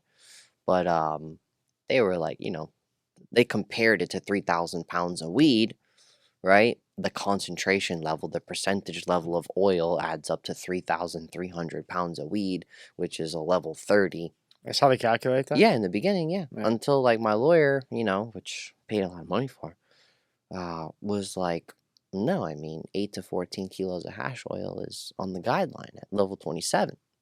So how are you going to compare this kid, put him at a level 30, which is like literally 30 months more than what you guys are talking about? More, I think, right? Something like 40 months more. I'm like, Jesus, fuck, man. What's going on here? They tried to stick with that for a long time. It's not really the only thing my lawyer did, to be honest, was fight for that. And bill you. We'll fight for them to read the fucking the laws that they made. You know, like they're like, I remember the email. I'll never forget the email. They said, I was telling my lawyer, I was like, where am I at on the guidelines? Where am I? Where do I stand? You're not telling me shit. And he's like, well, listen, they're comparing it to organic tetrahydrocannabinol, which is a ratio of 1 to 110. Considering 8 kilos, that's 3,336 pounds of marijuana, level 30. Yeah. But on the bright side, if it's considered hashish oil, which it was, right? It's 8 to 14 kilos of hash, 8 to 14 kilos of level 27 minus your 3 levels for pleading guilty, level 24. Have you ever seen anything like that, then? Of course. They do it with the crack thing. They do it with everything. Yeah. I didn't know they did it with that. Wow. Yeah, when it's the potency. So you got it's so much more potent that my camera went off. It's so much more potent that the amount of THC and everything else, it would equal more than just the regular marijuana. But there's an actual law for hash. And that's what his attorney went and got corrected, because the government knew that. The government was just trying to whack you. They were trying to get me to, spill, Yeah. But, like, to be honest, it's like, okay, you can get me to spill on somebody that's giving me all the weed, but I'm the one making all the shit. You got the guy. This is it. I'm him. You got the guy who makes it under me trying to roll on me. What really more is there? You want the guy that's, like, getting a couple 100 pounds of weed. They don't really care. They literally sat in the first interrogation room. They're sitting there telling me, like, the big bank building. They're telling me, we weren't even going to pick up this case until you fucking threatened the kid. They told me that straight up. We were just going to let this shit go, because it was all just a bunch of hearsay, this, and that. They got a bunch of hash oil at his house, but it was his house, and now he's rolling on me. And, dude, the confidential informant made me seem to be this monster and shit, threatening people everywhere, which I wasn't. So, yeah. I keep asking him because he deals with this shit. Yeah. So, have you ever seen that? Like, do you think they would have actually not fucked with him if he didn't threaten whoever he threatened? Problem is, it's so common, especially in South Florida, that there's probably a million other people to go after. But once he made it the Hobbs Act, where he did the act of violence, and they had all of this recorded, if they had not done something and something had happened, it would have been a giant clusterfuck for them to deal with. So he probably would have walked away from this, or a slap on the wrist, if he had not created the threat of violence. That's pretty much exactly what they told me, bro. Right? You probably wanted to fucking kill yourself, right? Nah, not really, bro. I did it all the time. Yeah. In that business, like, dealing with the amount of money you're dealing with, it's different now. Like, losing 15 grand to that kid, whatever, was nothing. But it's just the principle. That's how my best friend was murdered, right? Because he let that shit go all the time because of the amount of money that he made. It's like, are you really going to risk your life and do this and, over this and, just to prove a point? Like, the money's gone pretty much. Once it leaves your hand, it's gone, okay? So you can go ahead and try and be James Bond and, like, get it back, but it's gone, bro. Yeah, and you're taking a big risk trying to get it back, right? Or creating the violence to do so, to prove a point. So, he thought that way. I was a little crazier. But, yeah, bro, it just, turned into some shit storm it didn't need to be honest. So now you finally get into court, and you're thinking 10? Is that what you're thinking when you're standing there? I mean, yeah, they're always saying, because they're saying like 10 to 40 years because obviously it goes whatever, like the weed shit goes to 40 years, maximum imprisonment for this 40 years for weed? Yeah, maximum imprisonment 40 years for everything. Wow. So, which I'm like, okay, my lawyer's like, don't worry about that. Like, they say that with everybody. It's just like the maximum they can give you. That's when you've been in the same courtroom like 15 times. They give you that shit. But they usually go with the minimum, the bottom of the guideline, so and so. So, yeah, because when they say 10 years, that's before you accept your responsibility. That's your 2 points, right? 3. 3. Yeah, which would be a level 27, still 80 months or whatever. I don't know. 70 to 87 months, I believe, what I kept looking at. Like, fuck, how am I going to tell my parents this? And then eventually they were like, okay, you plead to the 8 to 14 kilos of ash oil at level 27, give you level 24, which was 51 to 60 months, I believe. They gave me 57 months. 57 months. So what is that? Yeah. That's how many years is that? That's almost 5 years. 4 years, 8 months. 4 years, 9 months. Did you get a halfway house? Yeah. How much halfway house did they give you? I got 11 months halfway house. That's not bad. Well, yeah, I had the job with the ladies in the middle, like the case managers. I did that. I'm a calculated mover, man. I calculated. You got charisma. I know. I know your game. They were all a bunch of like, ladies and shit, and I'm like, I'm getting in this fucking job. Well, I was slaving away in the kitchen. Yeah. And that shit fucking sucked, right? So I was like, damn, I need a new job. It makes time go by though, right? Nah. To be honest, time does go by quick in there, man. When you actually have a routine, you're like, it's a whole different world. It's a whole nother place. And where did they put you at again? So I did my first 9 months in Miami. Then I did my year and some change in Mariana, trying to get the drug program up there because I was at medium security. I don't know how I jumped to a medium security, but does Mariana suck? Is that pretty bad? It sucks. It's like there's a sex offender program there, sexual offenders, whatever. And there was like 800, strange guys. Chomos. That's what they call them. Yeah. And, we can't say that now. Fucking United States, we're under fire. I guess they're okay, right? Chomos are okay. They're good guys. Well, look, it's like... they get hammered, though. No, not on that yard. No? Because it's half and half, bro. It's one of the only... No, I mean, they get hammered all the time. Oh, yeah, fuck yeah, bro. Fucking buried. Bro, there was a dude in a wheelchair, got 215 years. Really? Fucking wheelchair. Like, what could he have done? I don't know, but this man got 215 years, bro. Jesus there was a kid, actually, when I was fighting my case in the beginning, he got 110 years, bro. He was a 22-year-old kid that worked at Apple, bro. 110 years this man got because he went to trial. You know what his plea agreement was? 5. For touching a kid? No, he was actually catfishing. The hell does that mean?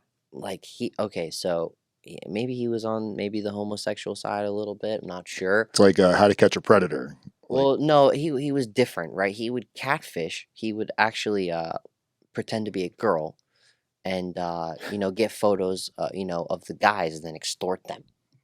The fuck? Yeah, and then he'd do it the opposite way. He'd pretend to be a guy and then get photos of the girl and extort them, but he was doing the shit to minors, 16, 17, 18. Oh. He was only 21 years old, right? So he's like going back to his old high school where he got picked on and picking on, getting him back because he's a tech geek now.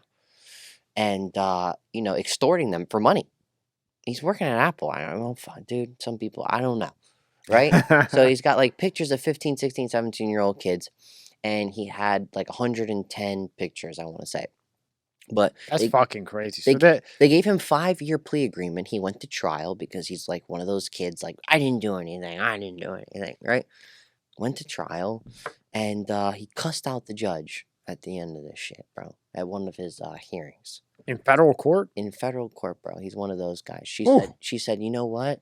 I'm gonna give you a year for every fucking picture that you had. He got 110 years, bro. God damn. Yeah. I've heard the craziest shit, bro. Wow. Especially up there in Mariana, where you cannot have less than 25 years on your sentence if you're there, right? Or maybe hold on. No, I didn't take that right. You can't go to a low if you have more than 25 years on your sentence, right? I thought it was less than that. You have to go to 20 years. So 20 years to go to if you have more than 20 years, you go to a medium. Yes. 0 to 10 is a camp, and in between would be a low security. Unless your security levels are different, which mine was. So because I was young, because I had some threats, because they called me a leader of a drug trafficking organization, they did this and that, they gave me over low points. So my lawyer recommended he wants to stay close to home. He wants to get the drug program. So they're like, okay, yeah, boom, but you get your security level after that, after sentencing. So they're like, okay, you can't go to a low because you have high security points, right? Medium security points. So if you want the drug program, you're going to have to go to Mariana, which is a medium. So I'm like, okay, and then I tell everybody else, and they're all laughing at me like, you're going to the fucking Chomo yard. And I'm like, what? Like, yeah, you're going to the Chomo yard, bro. Like, I'm like, what the fuck is that? I don't know shit, right? Like, you're going there. And I'm like, fuck, okay. So when I get there, bro, I just see nothing but just like strange guys, man. Strange guys, bro. And I sign up for the drug program like I'm supposed to try and get a year off my sentence, and then end up working out that way. Now, do you think if he would have went to, if he didn't have the violence, would he have gone to a low? If he didn't, he may have went to the medium for 2 reasons. He may have had a manager variable because they were trying to put him in the drug program. What the hell is a manager variable? So they would up his custody level to put him out of prison that offers the program. Why he didn't go to Coleman low is still kind of beyond me. I still don't understand why his level was so high. But his age, because he was under the age of 25, I think, at the time. Yes, 100% correct. You get an extra level on your custody level because you're more likely to pop off and fight. You got that jit mentality in your head still. He's 100% correct. Wow. That's exactly what all the guys, just like him studying the system, told me. They're like, bro, it's because you haven't hit 25 yet. So when I turned 25 in Mariana, they lowered my points. And then I was able to go to a low. That was after a year and like 4 months, I want to say, a year and 3 months. They eventually let me go back to a low. So you went back to Miami. You went back to Miami. Yeah. How was that? Shit, bro. Shit? Because I put in for Coleman low and I put in for Miami low, and they didn't take me. So they still considered me like high level. High level. Yeah. And then you finished out your time in Miami low? Yeah.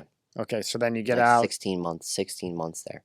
In the building, no sun. You should see me when I got out. I was like fucking translucent. Like what is the fucking wall over here? Like you could see all the green veins in my fucking arm. Like, you're like fucking purple and white, right? Yeah, bro. Like everyone's looking at me like, okay. Huh? We used to call those house lizards. We'd see them come in. We'd see them come into the yard from county jail, and they look like they haven't seen daylight in an hour, and they're see through. Yeah, I was straight see through, bro. But let's not forget, I was riding in a fucking Ferrari. Fucking. That's actually like maybe after I got my first tan, maybe a little bit or close to my first tan. And that's a rental. No. Me and my cousin actually we bought that one. Okay. Because we tried to start our own rental car company. Which one is that? That's a Ferrari California. It's a 2000 and I want to say 14, 15. Is that the bug eyes on the back? That's the bug eyes? Yeah, I guess. I forget which one I had. No, they're pretty. No, I hated it. They're square, I think. I had 2 of them. I hate them. But look, I just did 4 years in jail, and inside sucks. I didn't have much money left, so the little bit of money I did, I tried to invest. I was like whatever, and yeah. So now you get out of jail. You're done with the oil. You're like, fuck this shit, right? Yeah, because even when you get out, right? People are still scared to deal with you anyway. And like after everything I've been through, I knew like, nah, this shit's not fucking worth it. Were you debating it though? I believe you always debate it, right? Because of how much money you made. And even my dad, who's like, very street from New York, is like, how are you gonna go back to a real job after making $40,000 a week? Like, tell me. I'm like, Dad, I'm gonna do it for the family. I don't, nobody wants to see me sitting in there rotting away. So I ended up actually getting a really good job for a while. And I had that job for about 3 years. It's close to 3 years. What job was that? We talked about in the last one, the BG. I was selling the car chemicals. Oh, yeah. Yeah, I was like managing the AutoNation dealerships and managing the Ed Morris dealerships. Yeah, I still never understood that you were selling car chemicals. Well, they already have the, when you go into the service department, right? They have to sell you shit for your car. They have to sell you brake fluid. They have to sell you power steering fluid if you need it. They have to sell you like motor oil additive, right? So these big corporations make deals with other corporations, and I just manage the account, make sure they're selling the shit, make sure the advisors know what they're talking about when they're talking to the customers. Okay, so for 3 years you were selling like oil, brake fluid, power steering fluid, all that other shit. Well, I mean, I was trying, because they already had the customers in base, right? I was trying to upsell and also get new accounts and say, hey, these dealerships are making a shit ton of money in the service department. You can too. Here's the formula. Right? You get these bottles of like $5 and you sell them to the customer for like $45. You're making a killing and you make money.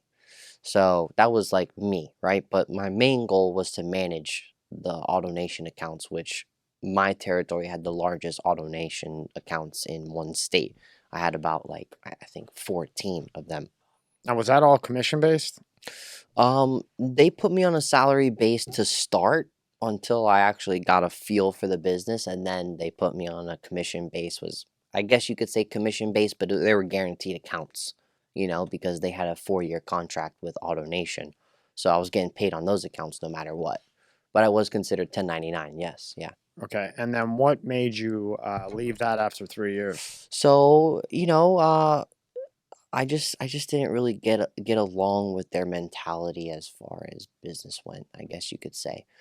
Because the $1 billion corporation BG, they actually sell distributorships to, people that qualify, right?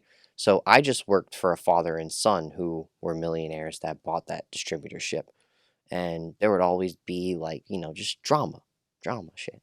And when something goes wrong, nobody takes the blame or, whatever. And, just like a fucking shit show. They stole an account from me, and that was it. I'm very principle based. I'm very like, and I have nothing bad to say about them. They're, good guys, but, they did something I didn't like, and that was just really it. I just didn't really take it as serious anymore. Okay, so you do that for 3 years. Yeah. You do pretty well, but it just wasn't for you. It wasn't for me. I'm building somebody else's empire when I know how to build my own. Yeah, I can't do that either. You know what I mean? I can't do it. So, was it good money? Yes. And then when you're not doing so well, you're almost like, fuck. That's a tough job because you had to have been traveling all the fuck over. Well, my whole territory was from Pompano to Key West. Oh. So you were dry. You were. But I never went down to Key West. The furthest, I think it was like Florida City, which is like on the way to Key West. It's literally the last city before that giant bridge, if I'm not mistaken, right? It's down there. So now, did they take care of the gas money and everything else? No, you just write it off, which is another thing. You had to pay for that? Yeah. Wow. It's pretty fucked up, right? Strange company, bro. That's all. Yeah. Time to go. It's okay. Time to go. Yeah. But hey, you got an experience. Well, that wasn't, to just make that clear, that wasn't the BG company. That was the way these guys were operating. Right. So. Right. But yeah, look, I mean, I've always been a guy that can build my own thing. I try to, even if I have to hit the grindstone for a little bit and, make less money, but in the future build something that's worth it. That's me. And at least you're not fucking in jail or looking over your shoulder. No, everybody I ever known is gone. Yeah. So, that kind of rang some bells too. I didn't realize how much death you saw. I didn't realize you like anybody got whacked. I don't really think I still realize it, bro. I think about them all the time. It's just like I got home and I was like, damn, this is a kid I've been playing ball with since 11 years old. He's gone. gone, bro. It's not a joke, when you're dealing with that level of money. He chose that life. You have to understand, we were just much different than people in our city as far as like selling weed went. Yeah. It was not a secret. It was everybody knew because of just like the level of reach that we had because of so much weed. Just so much weed, bro. Were you the first person well, we'll start with around here in Florida to get hit for oil? I haven't researched it, but I mean, I've never heard of anybody else. No. I mean, I never heard of anybody else getting hit with that much oil. Nobody had oil when I had oil. I mean, selling it in the street. So I know, and we just knew how to take everything to the next level. It was no secret. It was just like, we didn't believe in like saving money and penny pinching, really. We just believed in like making more money, more money. How do we make more? How do we get a bigger connect? If we have more clients, we need more weed. If we have more clients, we need more oil. That was the way it was. And I told those Colorado guys from day one, if you can't give me the price I need, but the amount I need, I can't deal with you anymore. And that's just it. No hard feelings, bro. I love you. And when I have enough, I'll give you some. Yeah. And I did. Have you had any clients that got hit with marijuana oil? I have not had any clients that have got hit with oil that I can think of. And matter of fact, I don't have a lot of clients that are marijuana, but the dates that he was doing this, it's kind of like BC, kind of before oil was really a thing. A couple people had like, what is this wax stuff? And here's this guy. So he might have been the first one to get popped for oil. I never see that. So I'll tell you something even crazier. If we still got time, right? Yeah, go ahead. I actually leveled up again. I started. So one of my buddies, he was a very like they call them in the industry heady. It's like just all for the newest of the new. Whenever something new drop, those guys that like sit on the website for Yeezy and shit and wait for like the second it drops and they're there buying the shit. That's like him. And whenever a new product came out, he'd keep me posted. And there was something that came out called Clear Concentrate, which was 97% concentrate, which was higher than what we were making. And I started getting thousands and thousands of those little vials. That was literally like 6 months before I went in. So now I'm doing both. I'm using the capital that I'm having to buy it from this kid from Oregon. And, that was a game changer. I sold 1/2 gram vial for like $100, bro. 1/2 gram. More than any drug you've ever seen because of just the demand, I'll look up before you come in again. Yeah. If you're the first one to get hit for the oil, or if maybe even the only one in Florida to get hit for it. I mean, there's probably some people. Now, but I'm saying in your time range. That's what I'm saying. Like that's what I mean. So you're popped with the weed, you're done with the weed, you get out of jail, you're working with the cars for 3 years, and then when you quit that job, where do you go from there? So right now I'm actually in the works of starting an international snack and vape company. Okay. We believe that, eventually, the marijuana business will get bigger, and we're just looking for things that marijuana people like and do and eat and smoke without being those guys anymore. You know what I mean? So snack and vape. So if you look at the international snack, they call them exotic snacks. I'm sure if you've done your research on Instagram and whatever, it's a huge business. I have no idea what it is. It's a huge business. You can look us up, isnacks.usa. We're about to blow up. Tell me what it is. So we're talking about like chips from Thailand, chips from Japan, sodas from Japan. We're talking shit you've never seen unless you go to this country. That's what we're gonna put in our store. And it's a big business with big margins, and it's. Are you gonna do it online only, or are you gonna have a walk-in store? We're gonna have a walk-in store in West Palm Beach, West Palm Beach, and we're also we're gonna push it online. If you just DM us at isnacks.usa. We just actually came up with this concept not too long ago, So we're actually in the works of building the website right now, but we just decided to close the store quicker than we actually did the website because Instagram people are just selling shit left and right anyway. So you don't have a website? The website's being worked on right now. Yeah, it's going to take Instagram about up? 4 weeks. Yeah, Instagram's up. I think I only have like maybe 200 followers or something. Can you pull up his Instagram? I just started Instagram about, I'd say 3 weeks ago. So well, just just to pull it up. Yeah, you can pull it up. Just go to Instagram.com. Yeah, isnacks.usa. Yeah. It's that something that I'm trying to build a couple stores, maybe 4 or 5 of them, and then when the actual marijuana things becomes a little bit bigger in the state of Florida, maybe somebody will be like, hey. Now, when do you think you'll be full-fledged? And you got to have a site, by the way. Of course, site's in the process.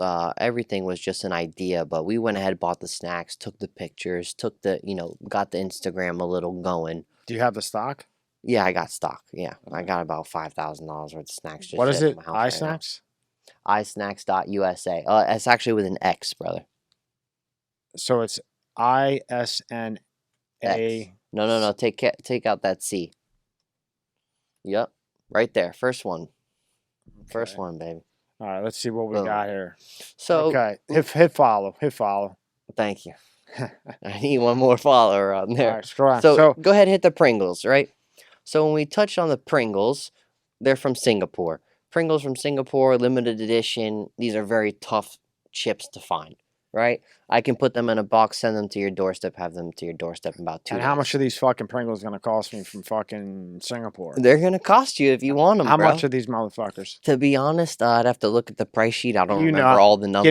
Give me an idea. I mean, it costs you $10 per one. $10 a bin? Yeah, $10 a bin. Let's see what else he's got, Dad. For you, I'll do it for $14. $14 for one. Do I get a 4-pack? You get a 1-pack, Tommy Guns. 1-pack for how much? For $10. God damn. Yeah, welcome to the world of people that got money. You ever hear of bankruptcy? Yeah.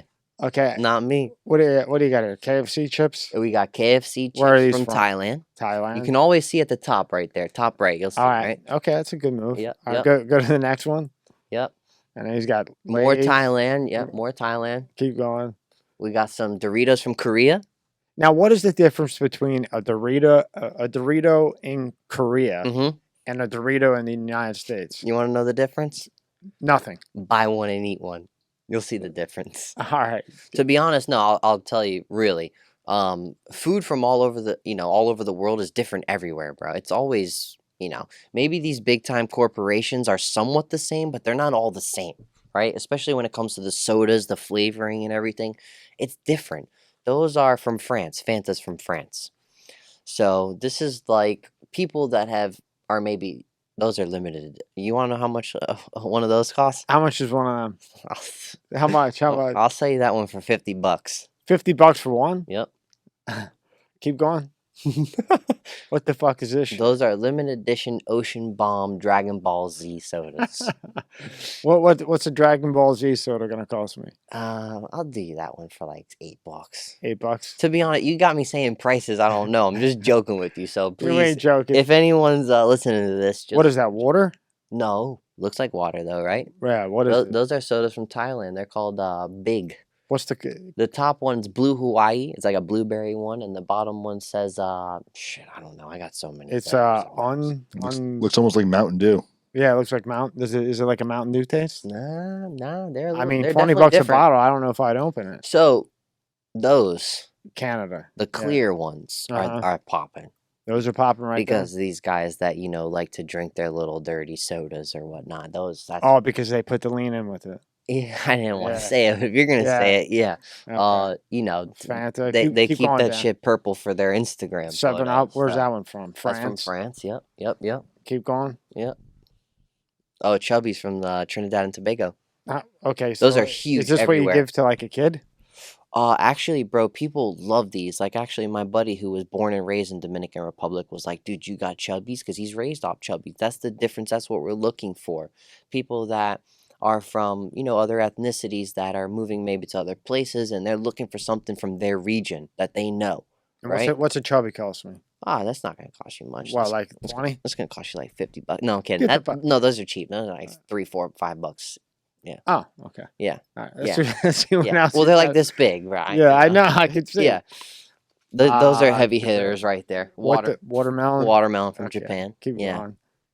You have to understand. I got to see what Skinny Vinny's up to with this bullshit. These are so difficult to get, bro. You think it's easy to get all these? No, I know it's not. Yeah, these are. What's a Pepsi Japan Cola cost me? Listen. Just throw it at me. Just give me an idea. Those are gonna cost you like $9, bro. All right, keep going then. Yeah, you want me to price list everything? Oh, you don't. There we go. Oh, don't even ask me the price on those. You can't afford those. I can't afford that Mountain Dew. No, man, Mountain Dew. Pitch Black. They're limited edition here, right? There you go. I got them all day, every day. What's the price on that one? I'm gonna have to charge you like $15-$16 on that one, man. All right. Yeah. Keep going. Let's see what else you got. Yeah, I'm gonna have to. Oh, bar cream soda, man, from United Kingdom. Now I can keep going. Yeah. Just go faster. Unless the plan. Now those are cool. The Dragon Ball Z one. Yeah, that's the biggest. That's the biggest one right there. The Fanta ones. What's that taste like? The jasmine peach. Those are top of the line. Just like the other Fanta you saw, the aluminum peach ones.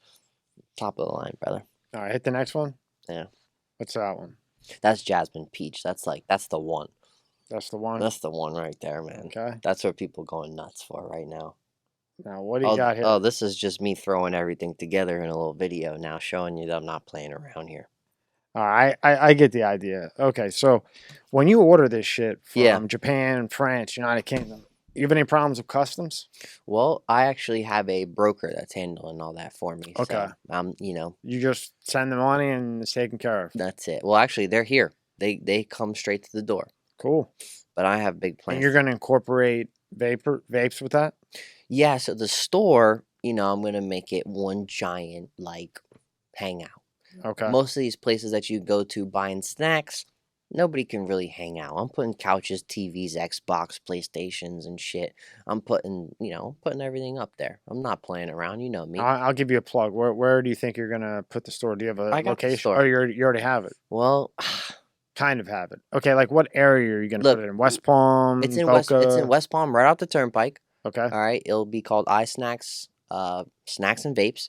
Mm-hmm. And, we're just hatching out a little bit more of the paperwork right now with the guy that's selling us the vape business. But we're going to have the exotic backwoods, the bananas, the vanillas, the grapes, the shit you can't find. You know me, Tommy Guns. When it comes to shit you can't find, I got it. I'm getting it. You got it. And this game... I'll take this over too. You think I named myself iSnacks for no reason? I'm gonna be the Apple of this fucking game, bro. Stop playing with me, man. You should get a beer and wine license and get beer and wine from I don't know if you can get that in from Japan. And you're a smart guy. Because then we're working on that. You walk in, you could buy a snack. You want to be my partner? You could buy a snack. You can buy the beer, the beer, the vape. Because you got to get them drunk to pay fucking $9 for. No, you don't. You just need the right kids, man. This is a huge market, bro. Yeah, no, I'm just fucking with you. Huge market. Yeah, I would throw beer and wine in there. 100% beer and wine's coming in, but there's the heady beers as well, which my buddy's already in that game. That's a little bit more of a complicated license to get, though. Okay. But yeah, that's in the works, So now after everything you've been through, the murders, the jail, the guy with the wire on you everywhere you go, the whole nine. How did that change your morals and the way that you think of life now? I blame it all on me, man. That's it. I told you this last time. You accept responsibility. 3 points off. I blame it all on myself, bro. That's it. Go ahead and blame everybody else and see how far that gets you in life. It's going to get you shit, right? I blame myself for introducing myself to the informant. I blame myself for letting a weak guy in my circle. I blame myself for everything. I live better that way, bro. It has nothing to do with them. It has nothing to do... It's me. It's my life, And it made me appreciate a lot of things, Definitely life in general, because who would have known growing up playing soccer with your best friend eventually at 24 years old gets gunned down. 25, I think it was. And then a Russian guy that you're hanging out with gets whacked? Yeah, I wasn't hanging out with him. But I'm just saying, people that you knew. Of course. Yeah. Gunned down in the marijuana industry. That's good, yeah. Okay? Is that common? Of course not. No. No, bro. It's a whole nother level. It comes to dollars at that point. Money. It had nothing to do with the marijuana. It was all about the money. Fuck no. They were so jealous. Everyone was just jealous, man. We took this shit to a whole nother level, bro. I used to have $10,000 chains hanging. My buddy had a 15, 16, like $1,000 chain hanging from his neck, a $30,000 Breitling with diamonds. This is just a different game. We just played a different game. We just took a game that was meant to be simple and complicated it. Yeah. And with complicating it came money, and with money comes more complications. And it's tough, but it's life, man. And I appreciate everything every day. That's really all you can really say. You just have to go for it. I just didn't hesitate. And that's, I believe, could be a bad thing, could be a good thing. But you sit around and you hesitate, you're going to be working the same fucking 9 to 5 for the rest of your life. So, even, look, you have to take your skills. I just had to take my skills and put it in a different field. That's really it. There's really no difference. It's all the same shit. It's just not as much money. That's all. You got to get over the amount of money and realize it's going to take a hell of a lot longer to get to that point. But the initial skills are the same. The skills are the same, but oh damn, I'm fucking clanking the vodka cranberry on the microphone over here. The money can be the same. When you look at real businesses doing real shit, 30, 40 grand a week is really not shit, bro. No, but what I'm saying is when you're selling drugs, whether it's weed, whatever it might be, that comes quick. That comes like overnight. No. I petty hustled for 8 years before it took me 30 minutes to figure out how to make $7,500 in one day. It took me 8 years. Think about it. From 14, let's say I started selling weed at like 15 or 16 little bits, right? Took me all the way to 2021 to figure out how to make real money. And that shit only took me 30 minutes. You're immature. Of course. Baby. You didn't know what you were doing. No. But I'm saying now, if you apply the same principles that you did then to this, you have a shot. 100%.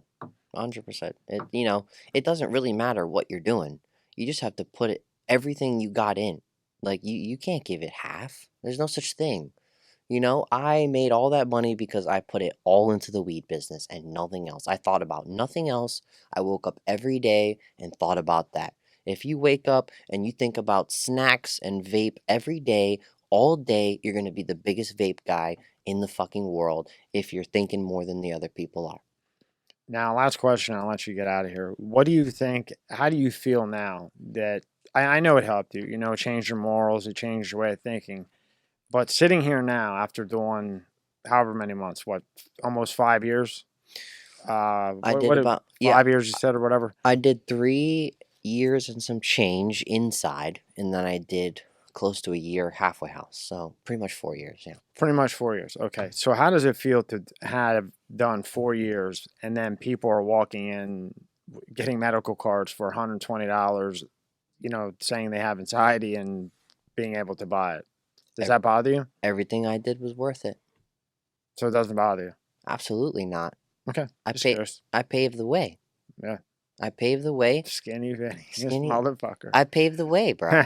I believe that every day I paved the way for people to take this shit a little more seriously and realize that this is a medicine that's been oppressed by government, politics, and bullshit and lies for so long. These boys have been smoking that shit in China since the 1300 fucking BC. Am I right on that? I mean, bro, let's stop it. They used to have commercials and movies about people that are spazzing out and going crazy over weed, like in the 30s. What was the name of that movie? Reefer Madness? Am I correct on that? I saw the play.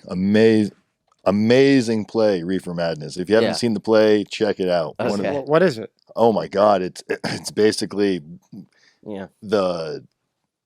how weed was looked at like heroin, and it was the worst thing ever. Reefer Madness kind of like illustrated, and this play has been going on for decades. They've been creating this play. So if no one's seen the play or the movie Reefer Madness, go out and check it out. I think it's like from the 70s, but it's amazing. Is it on like Netflix or something? It's probably on YouTube. It'll be on Amazon Prime. Reefer Madness from the 30s, right? But at the end of the day, they looked at that as hell.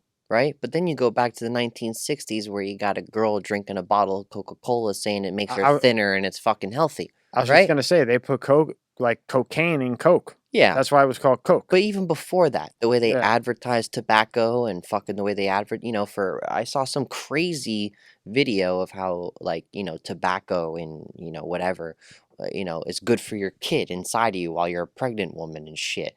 Then, 1960s commercial of Coca-Cola, this lady's drinking it, it makes her thin. It keeps me thin. It takes my appetite away so I don't eat crazy shit. Gee, I wonder why. Yeah. So I'm sitting here like, okay, really? Google Coca-Cola now, what the fuck it does to you if you drink one a day. Literally, heart disease, diabetes, and all this shit. So, do I believe that I sacrificed my life to open up the eyes of people that this is real medicine that actually helps real people? 100%. Great, good. And I'll die by that. I don't care. That's fine with me. Do 4 years, 5 years. I'm glad you answered that. That way you can move on. You know what I mean? So you can move on. And you got COVID. I forgot to ask you about that. Yeah. And you beat it in 2 days? 3 days, 3 days, bro. I had nothing. Wow. Couldn't smell shit, couldn't taste shit. Fucking was fine. How'd you know you had it? Well, I had to go take a test, obviously, because I couldn't smell shit. Once I started out, I was like, couldn't smell shit. Because I was the only one working, or one of the only ones in the essential field. Car dealerships were considered essential, right? So I wasn't allowed to go to work if I was positive for COVID, obviously. So I had to stay on top of that shit. They wanted to make sure that I stayed on top of it. So the first symptom you had was you couldn't smell. Well, I had a headache. Yeah. And I, chest pains and shit. Like, not bad, I mean, but just sick aches. Like regular aches that they take way out of proportion. Like, oh, you're dying COVID. But, not saying that I'm not taking this seriously or not. But I had regular sick aches. And the next day I lost my smell. So I was like, I couldn't smell shampoo. I was like, oh, fuck, I can't smell this shit. So I went and took a test and I was positive, whatever. And then I couldn't taste. And literally the day after that, I started feeling better. And then the next day, I started feeling better. And then, I took a test like 2 days after that again. I was fine. Negative? Negative, yeah. It didn't bury you, like put you in bed? No. No. Did you get it? I actually had a stomach virus that put me in bed worse than the COVID did, yeah. Yeah, I had it. It lasted about a week and a half. Now, with you, tell me the symptoms you had gotten and how bad it was for you. It was before COVID was full blown, like before we really knew exactly what was going out there, and it initially felt like the flu. But when they gave me, when I went to the doctor and I was getting like they gave you the steroids, I forgot what it's called. Nothing was working. Remeron, or not Remeron, the one with the R and then the some steroid, a bunch of all the shit they give you when you get the flu, and just nothing was happening. I kept coming back, my lungs were getting worse, and after about a week and a half, my body just healed itself. And then in March, a month later, COVID started becoming a big known thing, and I got tested and tested positive for the antibodies. So you can't get it now. I mean, supposedly, But did it? I mean, did it bury you? Did it like put you in bed? It was no different than having the flu in the past, just a little more annoying because the doctor was confused why I wasn't getting better. But I'm not getting a vaccine, if that's where you're going with this. Yeah, no, I wasn't going with that. But it wasn't hell. I'm a big vagina when I get sick. When I get sick, world stops. So for me it was, but for most people, I don't think it would have been any different than any other normal flu. Now my cousin, he got super sick, man. Like fucking lost 50 pounds. Didn't eat for like 8 days, eating like maybe a granola bar every 2-3 days. He had it bad. So obviously it scared him enough to the point where fuck, this shit's serious, right? I believe in like, I'm not even gonna talk about my beliefs because you know what? They're dividing us about this shit. That's like their number. I need to tell this. I need to get this off my chest, guys. And war tactic number 1: divide and conquer. That's all I gotta say. That you can see that happening everywhere with everything, every topic, whether it comes to the homosexual thing, the president thing, the COVID thing. It is a divide the people's opinions and conquer, bro. This media shit is just fucked up. Yeah. And I'm sorry, but if it's not real shit like this, it's not real at all. It's not real. I thought I had it for sure. Yeah. I haven't gotten it. Yeah. I don't know how the fuck I didn't get it. All the people I'm around, and I don't do the whole mask shit, gloves, because I feel personally, your body has to be able to basically get hit by it and build an immune to the virus. Because if Dan and I were talking about it before, that if you're always wearing a mask and gloves, how is your body going to fight how is your immune system going to be able to fight it? Because it's never been introduced to it. Now you cover yourself up all the time. The second you take that cover off, your body has no immune to shit, and you're guaranteed to get fucked. So you're talking to a kid who at a young age had pneumonia to the point where I had 104.5 fever. My mom took me to the hospital. See, I had 103 one night, and that's why I thought I had it. 104.5, that's no exaggeration. Yeah. 103.8, my mom was taking my temperature. I was like 12 or 13. She was taking my temperature every fucking 20 minutes, bro. And that shit kept going up. As soon as I went over 104, I was out the door to the hospital, Brain damage. Yeah, and then as I was on my way, it was like 104.5. When I get there, we're in the waiting room. She still got the thermometer like... Right? And we're there for 2 hours, bro. These people taking me in, and my shit went back down to 102 as I'm sitting there, right? With drinking water, whatever, and she just took me home. She's like, I got this shit from here. They're not doing shit. They don't do shit. Then after that, bro, I had rotavirus. You ever heard of that? Yeah, I did. Dude, I was throwing up for 11 days, bro. Yeah. And I couldn't play soccer, couldn't go to school, couldn't do nothing. Soccer was everything to me since baby. Like I told you, my mom and dad, like he said, when I get sick, I get sick. My mom and dad were literally fighting, like, he's not going to the U20 men's national tryout. What are you, sick? He's got 103.1 fever. And my dad's like, he'll never get a chance like this again. What don't you get? Like, this is it for him. This is everything he's worked for since he's been 3 years old. If he doesn't get out onto that field and try, and I'm like, I'd rather die out there trying. What'd they give you for the rotavirus? Fuck, I don't know. I think I was 14 then. I literally got sick back to back. I don't know what they gave me. Actually, it is crazy as this sound. My mom was giving me the what do they call it when they put the pills up your ass? Well, yes, because the membranes can absorb it quicker. So I was screaming, crying, fucking mom, stop it, don't do it. She's like, I have to. Yeah. And I'm like, oh god damn. No, she got you better. Yeah. And that's a nasty one. Dude, let me tell you something, bro. I have never been sicker than that day. I was fucking like, Mom, I'm about to take a knife in the kitchen and end this shit. I could not eat anything, drink anything, and not just throwing up. I'm talking about violently every hour. Yeah. Just boom, And they're talking about, this, like, fuck. So this is what we're going to do. The next time you come in, hopefully your book is done or almost done, and we'll talk about that. Don't give any sneak peeks. So we have something for the next one. Not giving any sneak peeks. So thank you for your time, Skinny Vinny, but you're no longer Skinny Vinny. I'm getting a little bigger now. I've been training at Daru Strong. Shout out to You look the same as you look the fucking same as you always do. Let me take my fucking shirt off. You'll see. All right, Vin. Thank you, bro. Thank you, brother. Thank you. Always a pleasure. Of course.